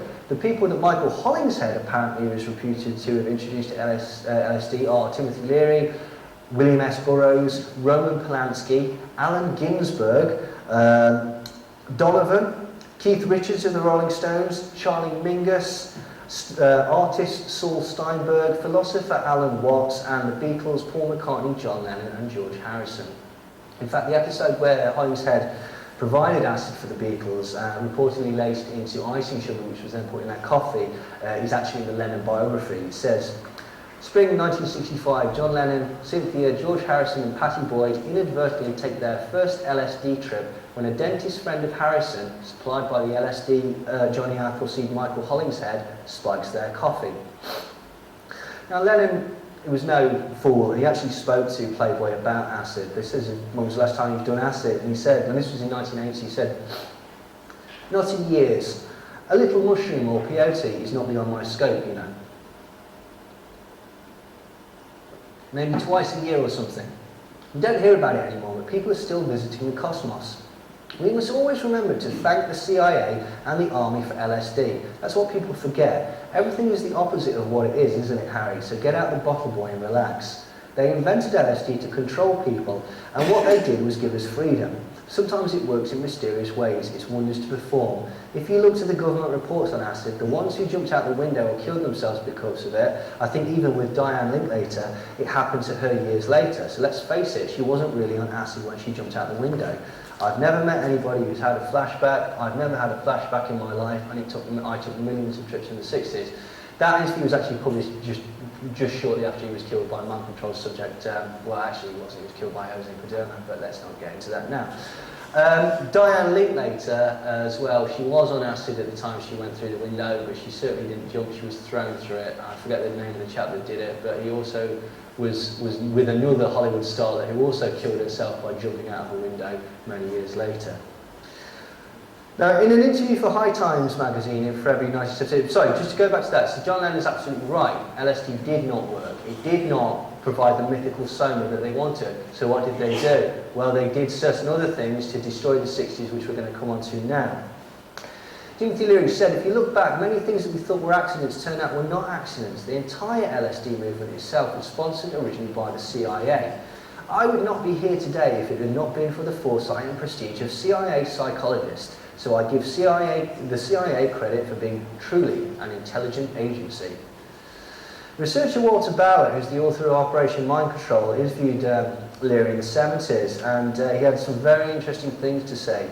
Bauer asked him, do you think CIA people were involved in your group in the 60s? And Leary responded, of course they were. I would say that 80% of my movements, 80% of my decisions I made were suggested to me by CIA people. I like the CIA. They've gained their planes better than the FBI, better than Franco's police, better than the Saigon police, better than the Israeli police. They're 1,000 times better than the KGB. So it comes down to this. Who are you going to work for? The Yankees or the Dodgers? Now, when Timothy Leary left Harvard, he was lucky enough to immediately find a position. When he left Harvard, Leary began to work for William Mellon Hitchcock, who founded the CIA front group, the International Foundation for Internal Freedom, which was later renamed the Castiala Foundation. Hitchcock was well positioned to help Leary with the vast wealth that came from his enviable position as the heir to the Gulf Oil Company fortune. When Leary was no longer welcome to conduct LSD experiments at Harvard, he was paid $2,000 a month and provided accommodation to live and conduct his psychedelic research on the 2,500-acre Mellon Hitchcock estate in New York community of Millbrook. William Mellon Hitchcock was a graduate of the University of Vienna and a descendant of the millionaire Mellon banking family of Pittsburgh. His ancestor, Andrew Mellon, had risen to the position of US Treasury Secretary during the Prohibition era.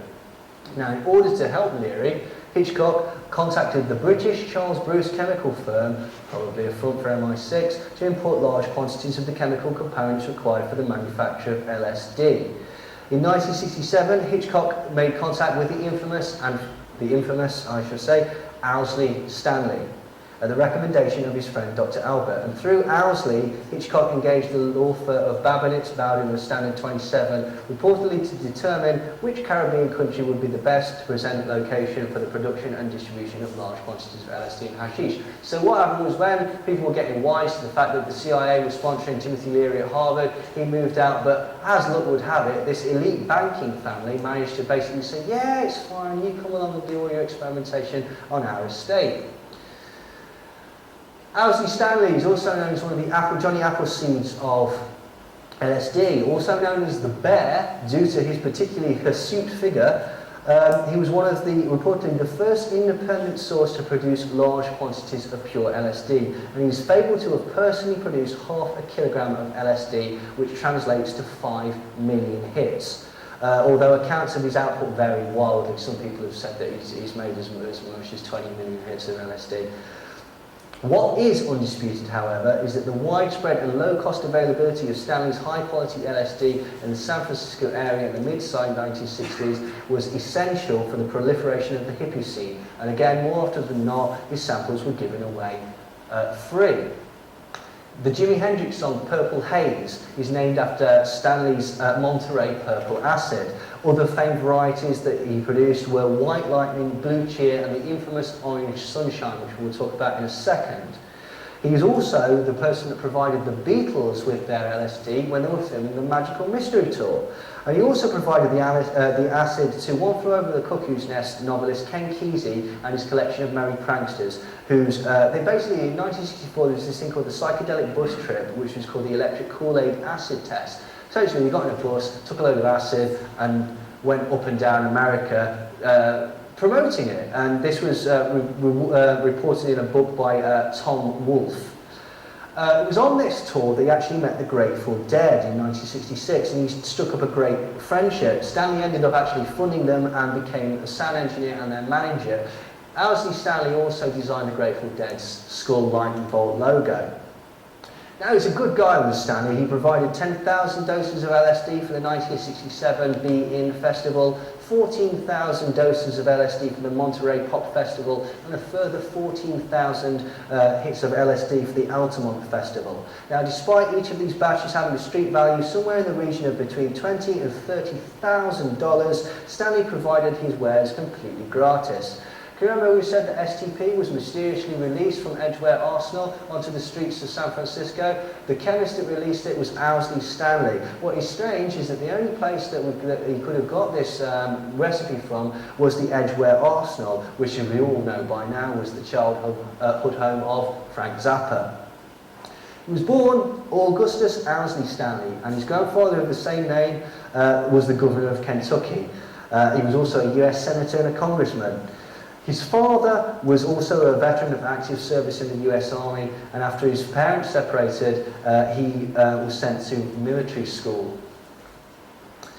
Nicknamed Bear when he was at school, he was actually expelled from the Charlotte Military Academy for bringing alcoholic beverages onto campus and getting his classmates drunk. He also spent more than a year as a patient at St. Elizabeth Psychiatric Hospital in Washington, which is where George Hunter White performed truth serum experiments. He later joined the US Air Force and his electronics training there leading to work on radio stations in Los Angeles, whilst also rather eclectically training and performing as a professional ballet dancer. Now, in 1963, he enrolled at the University of California and started a fledgling business selling Morning Glory seeds, which were a quite mild hallucinogen. The next year, he actually encountered LSD and was so enthused by the compound's effect that he spent 3 weeks studying the then legal drug's chemistry and began producing it himself. He left college and took up work at a local radio station and spent his spare time founding the Bear Research Group, which he used to make large quantities, industrial scale quantities of LSD by the kilo essentially. This was where he met author Ken Kesey, and through his connections became the first private producer of LSD who was able to produce large quantities of the drug. Now, the way he did it was really ridiculously bold.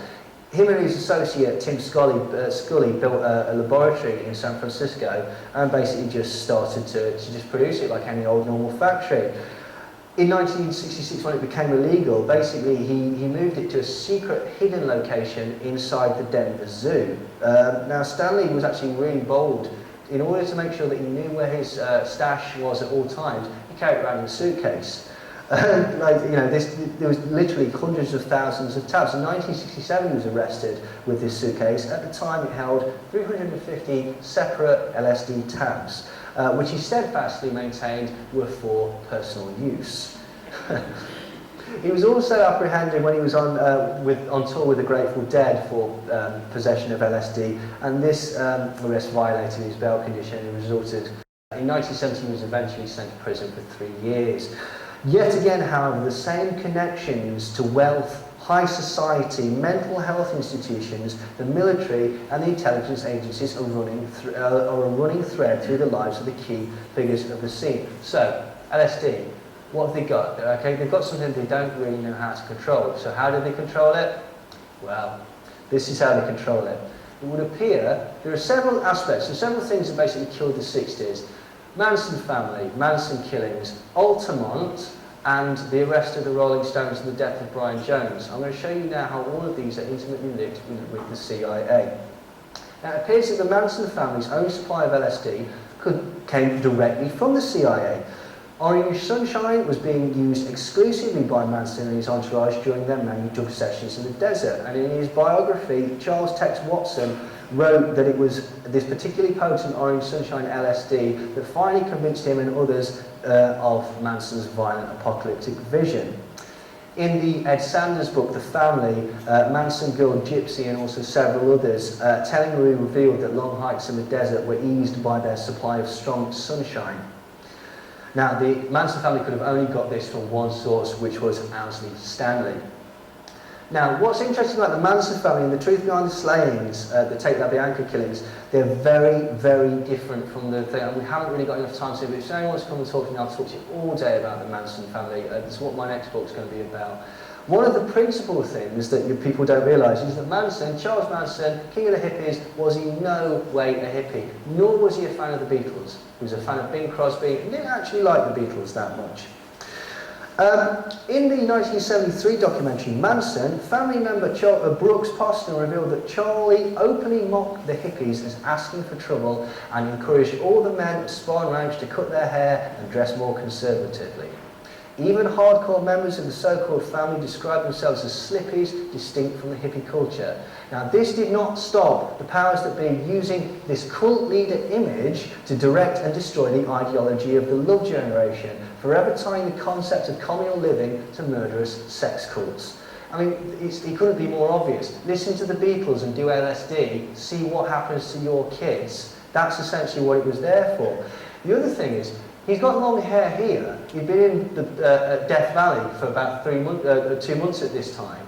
Before this time, look at pictures of Charlie Manson. He never had long hair and never, well actually once in a Life magazine cover, but rarely wore a beard. When he was in jail, what people don't realise is that his trial was a year before it actually went to trial, and at the time he was refused scissors and a razor, so that when they could present him in trial, he looked like Jesus. And they could say that he'd said he was Jesus, and that they could present him as a hippie cult leader. He never said he was Jesus. The police called him Jesus. One of his associates was a name called Christopher or Zero.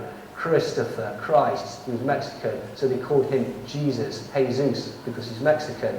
They were looking for Zero at the Spahn Ranch, couldn't find him, found Charlie, says, I'm not, where's this Jesus fellow? He says, I'm not, I'm Manson. He says, Manson, the son of man, man's son, that's you, and arrested him. They later released him because they got the wrong person, but that stayed on his record that his name was Jesus Christ. That's where it comes from. Now, in the Helter Skelter, the book by mafia-linked prosecutor Vincent Bugliosi, he actually discusses Manson's so-called programming techniques in depth, and it likens much of his ability to the US military. What's interesting is that Manson apparently learned any techniques that he did have from two places, the Esalen Institute, which is a Tavistock Institute run developmental transcendental meditation place in California, and from Scientology. He actually received over 150 hours of auditing from a Scientologist in prison, and raised himself to the level of theta level clear, which is the highest level of Scientology. Tom Cruise, L. Ron Hubbard and Charles Manson, they're theta level clear basically. Now, Manson was in various prisons during the time that the CIA was known to be using the inmates of, say, Vacaville and numerous other institutions in MK-Ultra experiments. And he was actually moved to Vacaville in 1974 and placed next door to Timothy Leary. Now, the details of this cause one to speculate that perhaps Manson was some sort of mind-controlled guru created by the CIA and set loose against subversive left-wing elements in order to discredit them. I don't know whether it's mind control, but what we can certainly all agree on is that Manson's image was used to demonise the hippies, demonise the Beatles, and to also just destroy the Love Power generation. Here's an interesting thing. The Abbey Road photo shoot, where the Beatles are making the Freemasonic sign across the Abbey Road, across the black and white. Everyone understands that's a Freemasonic symbol, yeah? That was on August the 8th. That photo was taken at exactly the same time that Sharon Tate was being murdered by Charles Tex Watson. Coincidence? No, they were using... John Lennon had come out and started saying stuff, so they used this guy to destroy the Beatles and destroy any potency that he had. And this was the key. Orange Sunshine LSD was manufactured and distributed exclusively by a group known as the Brotherhood of Eternal Love, who operated outside of Los Angeles. Now, the Brotherhood had among its drug manufacturers and dealers one Ronald Stark, who is believed to have manufactured 50 million doses of LSD and had known connections to the CIA. Timothy Leary was also involved in the group, who has connections to the CIA, and Owsley Stanley was the principal LSD cook for the Brotherhood. Now, Sunshine mysteriously reared its head during another seminal moment of the 60s, namely the drug bust on the Rolling Stones in February 1967. On the evening immediately prior to the police bust, the Stones had been provided with drugs by a new member of their entourage, a shadowy figure named David Schneiderman. Mick Jagger described him as a dark and sinister Yank. Schneiderman owned numerous passports of various nationalities and a suitcase filled with orange sunshine. Marianne Faithfull, who was famously arrested at the time wearing nothing but a rug and a Mars bar, if you believe the urban myth, described the events to historian A.E. Hotchner. It said, Schneiderman came to our rooms and distributed orange sunshine. By the afternoon, we all began to emerge from our rooms floating on the LSD.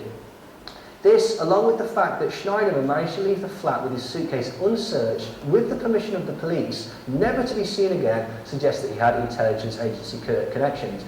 Keith Richards always felt that Schneiderman set him up, and actually, basically a couple of months before Christmas, this actually came out in the British press, finally, it was a COINTELPRO thing. So MI5 were involved, the CIA were involved in providing the LSD, and the FBI under the directorship of J. Edgar Hoover. Basically, COINTELPRO was a counterintelligence program to stop left-wing activists. You know, it could have been worse. They killed a lot of the Black Panthers. These guys, who basically just threatened them with jail and murdered Brian Jones.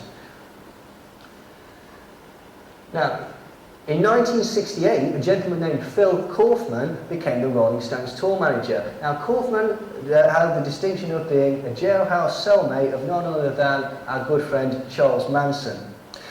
Kaufman maintained his friendship with Manson after his release and described himself as a sympathetic cousin to the family. Phil Kaufman was actually immortalised in a film that some of you might have seen. It's called Grand Theft Parsons, and it details the true story of Phil Kaufman stealing the corpse of musician Graham Parsons, who we may remember from the first part, and transporting it in the boot of his car across state lines. In the film, Phil Kaufman was played by the ringleader of the Jackass television show, Johnny Knoxville. In his book, Fear and Loathing in Las Vegas, journalist Hunter S. Thompson describes using a particularly powerful type of sunshine LSD. Now, whether or not this is the fabled orange sunshine is unclear, but I think it was. What is clear, however, is that the LSD was particularly potent, causing Thompson to believe that the other guests of the hotel that he was staying in had turned into giant alien reptiles. Later in the book, his companion Dr. Gonzo uses this same powerful batch of LSD to disorientate a preteen girl so that he can force her to have sex. Now in Altamont, it was the very same type of LSD, Orange Sunshine, which saturated the fateful free concert at Altamont Speedway in 1969. 4 people died during the concert, one of them being brutally stabbed to death by a group of Hells Angels. The Hells Angels have been given multiple tabs of Orange Sunshine, yeah, basically, this is one of the first snuff films. If you actually watch the film, it looks like it's done. They killed him during Sympathy for the Devil, which was actually surprisingly early in the set, and that's dead guy sat there for the entire thing. Also, they claim he whips out a gun. I've watched that. I'm not convinced that guy had a gun, to be quite honest. Now, the people who attended the Altamont Speedway concert noted the LSD seemed to be contaminated, and the general vibe one got from it was that of extreme negativity, violence, and death. Supplies of Thorazine, administered to calm users on a bad trip, ran out within the first couple of hours, leaving thousands of participants at the mercy of this particularly potent drug. This eventually turned into essentially the worst trip ever. Now, the LSD arrived from Berkeley and was also laced with amphetamines, which seemingly added to the nightmarish results. Over 1,000 hits were distributed free to the Hells Angels, who famously provided security for the event. Little known fact, but this must be pointed out, at the time the Hells Angels were in the employ of the American intelligence agencies. The ATF hired the Hells Angels founder Sonny Barger as an informant and a hitman. Barger was employed in attempts on the life of Black Panther Eldridge Cleaver, a farm labour activist Cesar Chavez. He failed in the second hit due to being incarcerated on a previous murder charge. This thing about the Hells Angels, straight Satans, Satan slaves, all these gangs that we think are really anti-establishment, let us not forget where the Hells Angels started. The Hells Angels started ex-servicemen coming back from the Second World War. Sonny Barger of the Hells Angels volunteered to take the Hells Angels into Vietnam to clear up the communist problem. This is not an anti-establishment group. Orange Sunshine was also reportedly heavily used by American ground forces during the Vietnam War, having been smuggled into the country from the California coast. Now that is a particularly impressive feat for essentially the Brotherhood of Eternal Love, who are apparently a ragtag bunch of about 20 hippies operating out the back of a VW van. Timothy Leary, along with the CIA agent Ronald Stark, went to work in organising the distribution wing of the Brotherhood of Eternal Love's operation. Now Stark, who was, remember, he made 50 million doses for the Brotherhood of Eternal Love, he was arrested for drug trafficking in 1975 in Bologna in Italy. And the magistrate Giorgio Floridia ordered that Ronald Stark be released immediately on the grounds that he was a CIA agent and had been since 1960. Now Stark helped Leary found the quasi-religious Brotherhood of Eternal Love as a cover for the distribution of the CIA's very potent Orange Sunshine LSD. And its members included many of the volunteers who were involved at the Millbrook estate, and Hitchcock's money and facilities were instrumental in the success of getting this acid out. As heir to the country's wealthiest family, Hitchcock had both the capital and the international connections needed to transform acid manufacturing from a centralised cottage industry into big business. And these are members of the Brotherhood of Eternal Love. That's all of them. Now, in the beginning, the Brotherhood handed out many free samples of LSD to promote the product. By the middle of 1969, the organisation had reportedly distributed 10 million hits of Orange Sunshine alone. One of those hired by the organisation as a distributor was Daniel Baransky. At the time, he was a homeless runaway, aged 12 in 1969. Several years later, Daniel was arrested in a smuggling operation involving US military personnel moving marijuana from Southeast Asia to California. Leary was eventually arrested with Joanna Harcourt Smith, who also admitted working for the DEA. When Charles Manson was placed in solitary confinement at Folsom Prison, he was also visited by his good friend who was placed in an adjoining cell, his good friend Timothy Leary. So, Timothy Leary, CIA agent, Ronald Stark, CIA agent, Alfred Hubbard, CIA agent, Michael Hollingshead, MI6 agent, Cord Meyer, CIA agent, Frank Barron, CIA agent, Schneiderman, CIA agent, Ronald Stark, CIA agent. There is a pattern here. I've not quite got it yet, but there is some sort of running theme through all of these people. Anyway, Timothy Leary had this to say about the Brotherhood of Eternal Love. He said, the whole concept of the Brotherhood of Eternal Love is like a bogeyman invented by the narcs. The Brotherhood was about 8 surfer kids from Southern California who took the LSD and practiced the religion of the worship of nature. And they'd go into the mountains, but there were no big shots at all. None of them ever drove anything better than a VW bus. They were just kind of in it for the spiritual thrill. Now that may well be Timothy Leary's explanation for the thing, but to be quite honest, this does not seem to tie in with the huge amounts of drugs that they were able to distribute, not only to manufacture illegally, but also to distribute. If they can make their wares stretch as far as Vietnam, then this is more than 20 surfer kids in the back of a VW van. But hopefully what that does is illustrate that basically throughout the 60s the proliferation of LSD was starting to be a controlling influence like Soma, like the mythical Soma from A Brave New World. It was there. The hippies essentially came in to move people away from the anti-war movement, to turn people into navel-gazing lotus eaters rather than people who were actively entrenched in politics. The anti-war movement and the flower power generation and the hippies are very separate things. I haven't got them here, but I can find you many, many quotes of people who were involved in the anti-war movement that felt that the hippies were a detriment to their cause, because essentially all they encouraged was selfish behaviour. Not that was the intention, but that was the direction that it was led into. And so hopefully what this talk has shown you is that basically the foundation of the flower power generation, the proliferation, the fermentation, and then ultimately the destruction of the flower power generation, the 60s anti-war movement, and what can be loosely termed as the hippie movement, was sadly all an experiment by the intelligence agencies.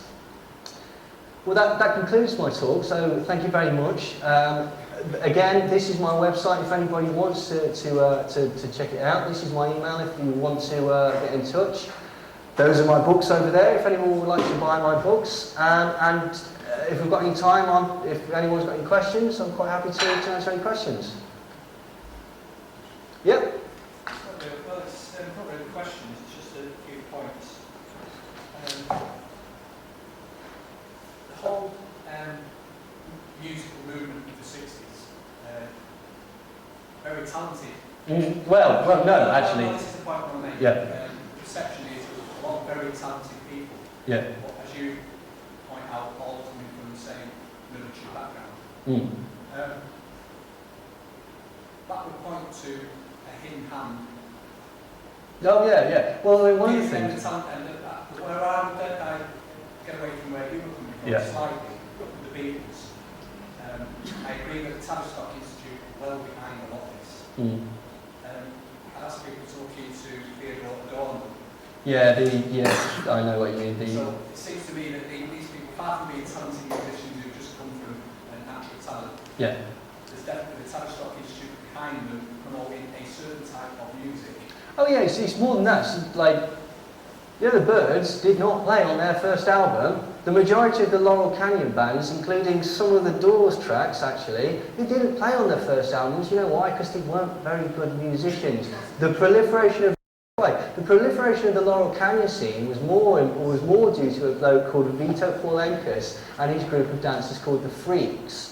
Right? Before anybody was established, because essentially this is a small cottage industry, no one's got any albums out, so nobody outside of this particular small area knows about these bands, the Birds, Buffalo Springfield, all the Crosby, Stills and Nash, all of these bands, okay?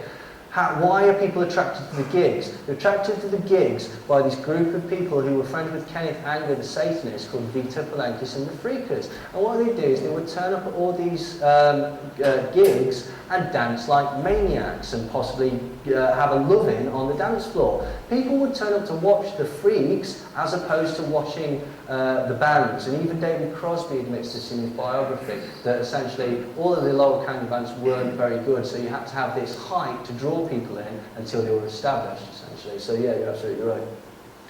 Anyone else? Are MK Ultra still in operation? Are MK Ultra still in operation? If so, what we do?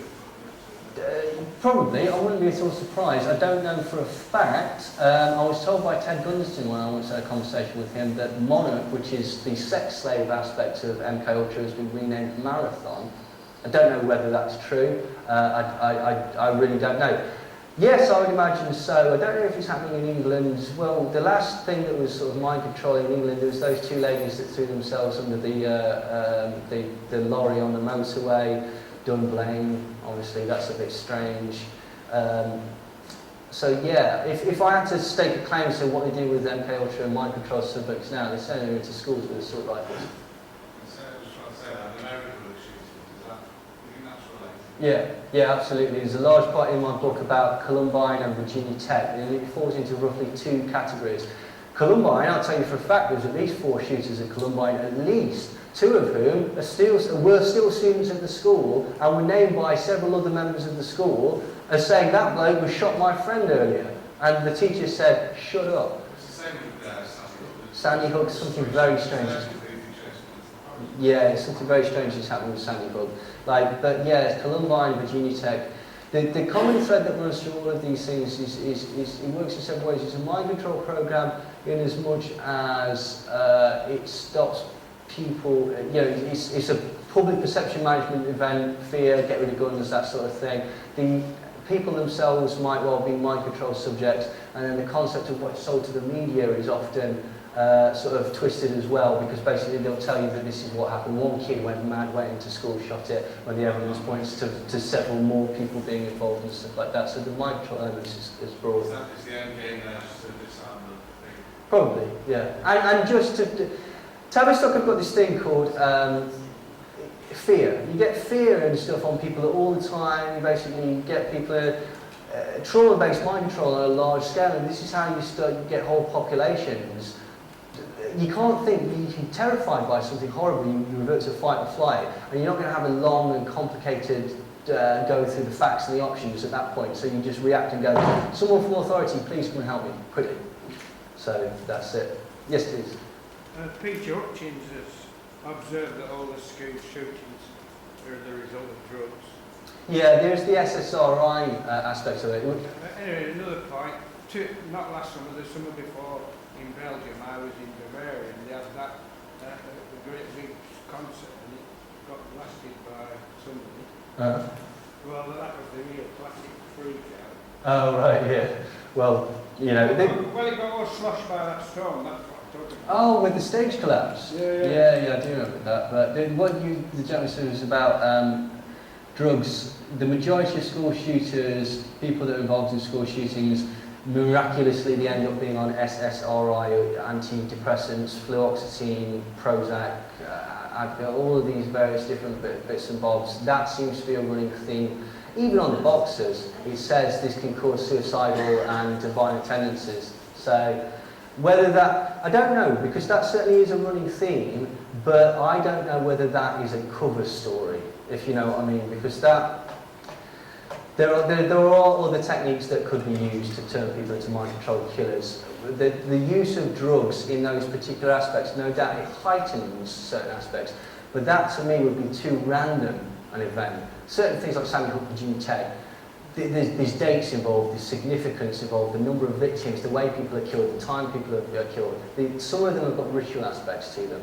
So I don't think they rely just on the drugs, but I think that maybe the drugs are useful in hypnotic processes or in other ways that you could gain control of the person. Anybody else? I think the parallels are there, partly for this country, not just America, towards the 70s, early 80s. Oh yeah. Where a lot of our youth were getting involved in politics, obviously controlled from both left and right, very active. All of a sudden it becomes very, very easy for our youth to get access to drugs. Oh yeah, totally. I mean, CND was the one that was completely bothered by authorities and stuff like that.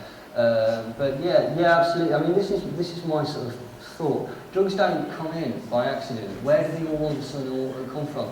And you look at things like the most recent one we've had is like all these legal drugs and stuff like that. Prior to that, in the 90s, obviously, it was ecstasy was the new drug that came in. Ecstasy's not a new drug. Ecstasy was a truth drug that was used in Switzerland. MDA is what it was called. That's what Wojciech Wachowski had loads of in the Manson killings. So ecstasy is not a new drug, but it's the perception that it's a new drug. It's again channeling of youth energy. The problem, in my mind, the problem with ecstasy was people like not only did they stop fighting they stopped fighting the powers that be, which is great for the powers that be, they want that. Stop fighting each other. One of the interesting things about ecstasy, quality, and football hooliganism is it goes like this. Okay, football hooliganism is like, aside from the organised crime aspects of it, it's just another good way of getting like groups of people knocking seven shades out of each other. I mean, sporting itself is one of these ludicrous things where people will kill each other over a colour of a football team, you know, stuff like that. So yeah, I think it's all connected, and I think these drug explosions. One of the tragic things, right? Okay, one of the really tragic things about doing drugs, okay, is you think that you're being really rebellious, you think that you're being anti-establishment, you think you're being like, look at me, sticking it to the man, smoking this or whatever. Who do you think bought it in? Who do you think that money's going to? Yeah, it's going to go to Dodgy John down the road, but then it's going to go up to him and go up to him, because Dodgy John hasn't got a boat. Dodgy John has not got a plane, right, okay? Nobody's got it. You look at the places where drug proliferation is the worst, Harlem, Central Los Angeles, Brixton, places like this, right, okay? Nobody in those places has got nobody's got the wherewithal to get that amount of material in. It's ridiculous. You just go, like, I mean, the famous one is Gary Webb, crack. The whole point of crack was to demonise and kill off young black men. Simple as. And you tie that in with the concept of gangster rap, death row records, and this concept, you demonise it. You tell young black men that this is the best you're going to hope for. You also tell them that there's quite a lot of money to be made out of this. But then other people, like middle-class white people, look at any black guy that's dressed in a certain way. These genes tell you that you're dealing drugs. That's the concept that it's gone back to it. And again, the crack, where's it coming in? The crack's coming in directly from the Medellin, by the CIA. People like Gary Webb spoke about it in Dark Alliance. It's being brought in through Mena, Arkansas, by Bill and Hillary Clinton. That's it. These are the drug dealers. These are the major drug dealers in America. There was one strange one though, with heroin. That appeared in Blackpool in 1982, almost overnight. Yeah. Huge quantities. Now, either some dealer found a way of bringing it in the country or so important. Yeah. It did seem quite strange. I remember talking to a university lecturer, he was saying, it appeared in London in 1981. Now, his lecturer at the time, when he was doing his A-levels, was convinced that was a government law to bring it in to stop the riots. I'm sure it was. You know, Yeah. Again, this, you know, it's theories, but I was always surprised in Blackpool how it just appeared. There was no heroin in Blackpool in 1980, 81. No, zero. You never saw it. Then all of a sudden, you hit the streets. Yeah, absolutely. I mean, this is the thing. Drugs are directed. Like, it's no. You're absolutely right. Like, they come in swathes and stuff like that. You know, when it starts doing stuff that they don't want to do, when it starts when it starts getting 20 groups of former football hooligans taking their tops off and hugging each other, that's no good, is it? Okay. So we need to get rid of that. What we need to bring in is cocaine. That's good now. That's what we want now because it's dead glamorous, isn't it? So we'll go out there and it's all right because it's got that nasty violent edge to it. And this is how it works. You're absolutely correct. Yes? When I brought up the significance of the August Huxley Yeah. was the same day JFK was assassinated. Is there a connection? Sorry, beg your pardon? It was the same day JFK was assassinated. Is there a connection? Oh, I don't know. I did not know that. The day that he died? Yeah, 22nd of November 1963. Oh, well, thank you for pointing. I had not noticed that, to be quite honest. But yeah, apparently Aldous Huxley died on the day that Kennedy died. He was probably getting out. He probably knew what was going to happen, and getting out on the game was good. Anyone else? Yeah. It's like a hobby. Ah. Yeah, you're sort of vaguely pointing the finger at the military-industrial complex. Perhaps it's a bit unfair. Obviously, it's a lot more pervasive and pernicious. Where does the book start?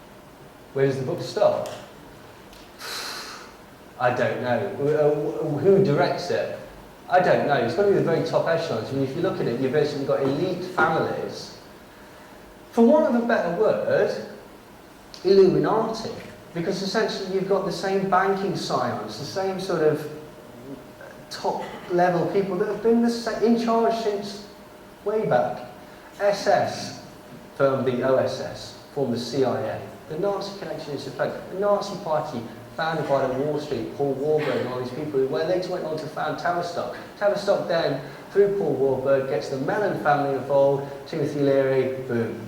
So where it stops, don't know, but certainly the Kennedys, certainly the Rockefellers, certainly the Rothschilds, certainly the Heisberg Schlesers, certainly the, what are they called? Saxburg-Gothas. Certainly all of these, and you know why we know that? Because they haven't moved. They've been there since whenever, you know, year dot. They've been in charge, and they're still in charge. And now all their relatives are in the music industry, or they're in the film industry.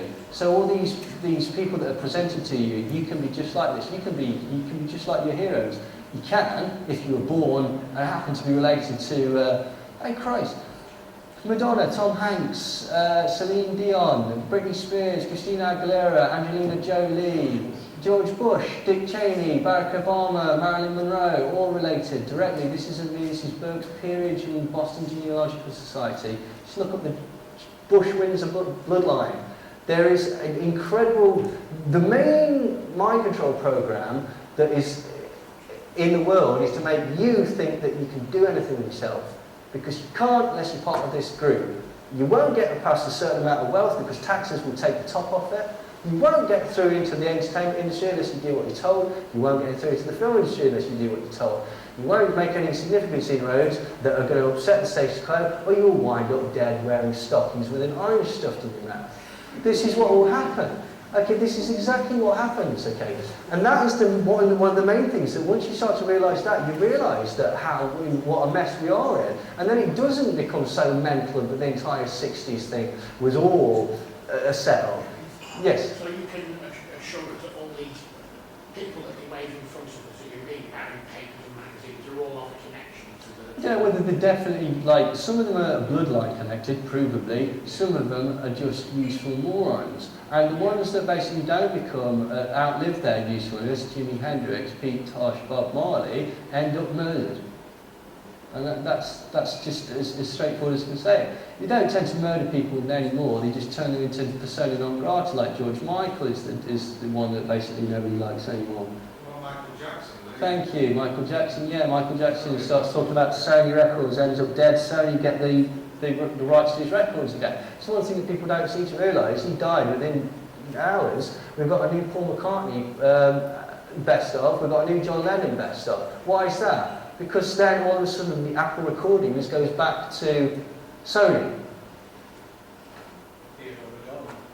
Yeah. I mean, Tommy Mottola of Sony Records went out with Mariah Carey. This is Mariah Carey that refused to go into Sony Records because she was being chased around by ghosts.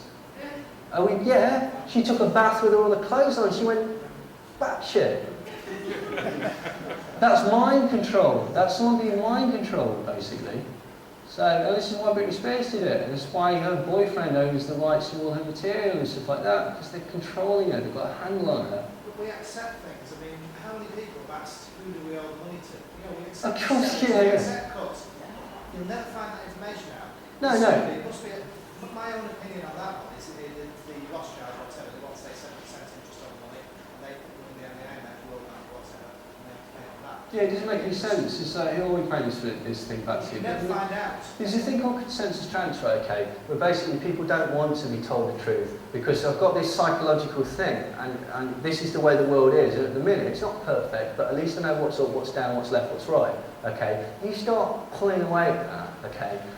One thing, one strand, all of a sudden I have to examine everything. And I have to start looking at this and going, well, you know, if they're lying to me about this, you know, if they're lying to me about like the corruption of the police, maybe they're lying to me about the corruption of the medical facilities, maybe they're lying to me about the corruption of the banking facilities, maybe they're lying to me about everything. Maybe it's pointless me turning up to work, and we can't have that, because then we'll have the collapse of society. And people get really, really angry. People, like, this is a response that you get, and because you basically, it's like a bucket of cold water in the face. And people don't want to be told about it because, frankly, they're quite happy ticking along or going along to get along. It's one of these things, it's like the ostrich syndrome. You sit your head in the ground, you do this. This is childish, right, okay? Why do children do that? Because you can't see them, they're not there anymore. And it's the same principle, it's the same psychological principle you're reversing. You're going back to a childlike state because, essentially, you've been told, slightly equivalent to being told that your parents are going to kill you at some point. Right, okay, this is the point. You've put your entire trust in this entity, this society, this world, and we've just found out that it's not actually out for our best interests. If you notice royal family, Yeah. such people like Princess Anne or Prince, they start saying when they talk about the Queen, they tell us that the Queen is our mother.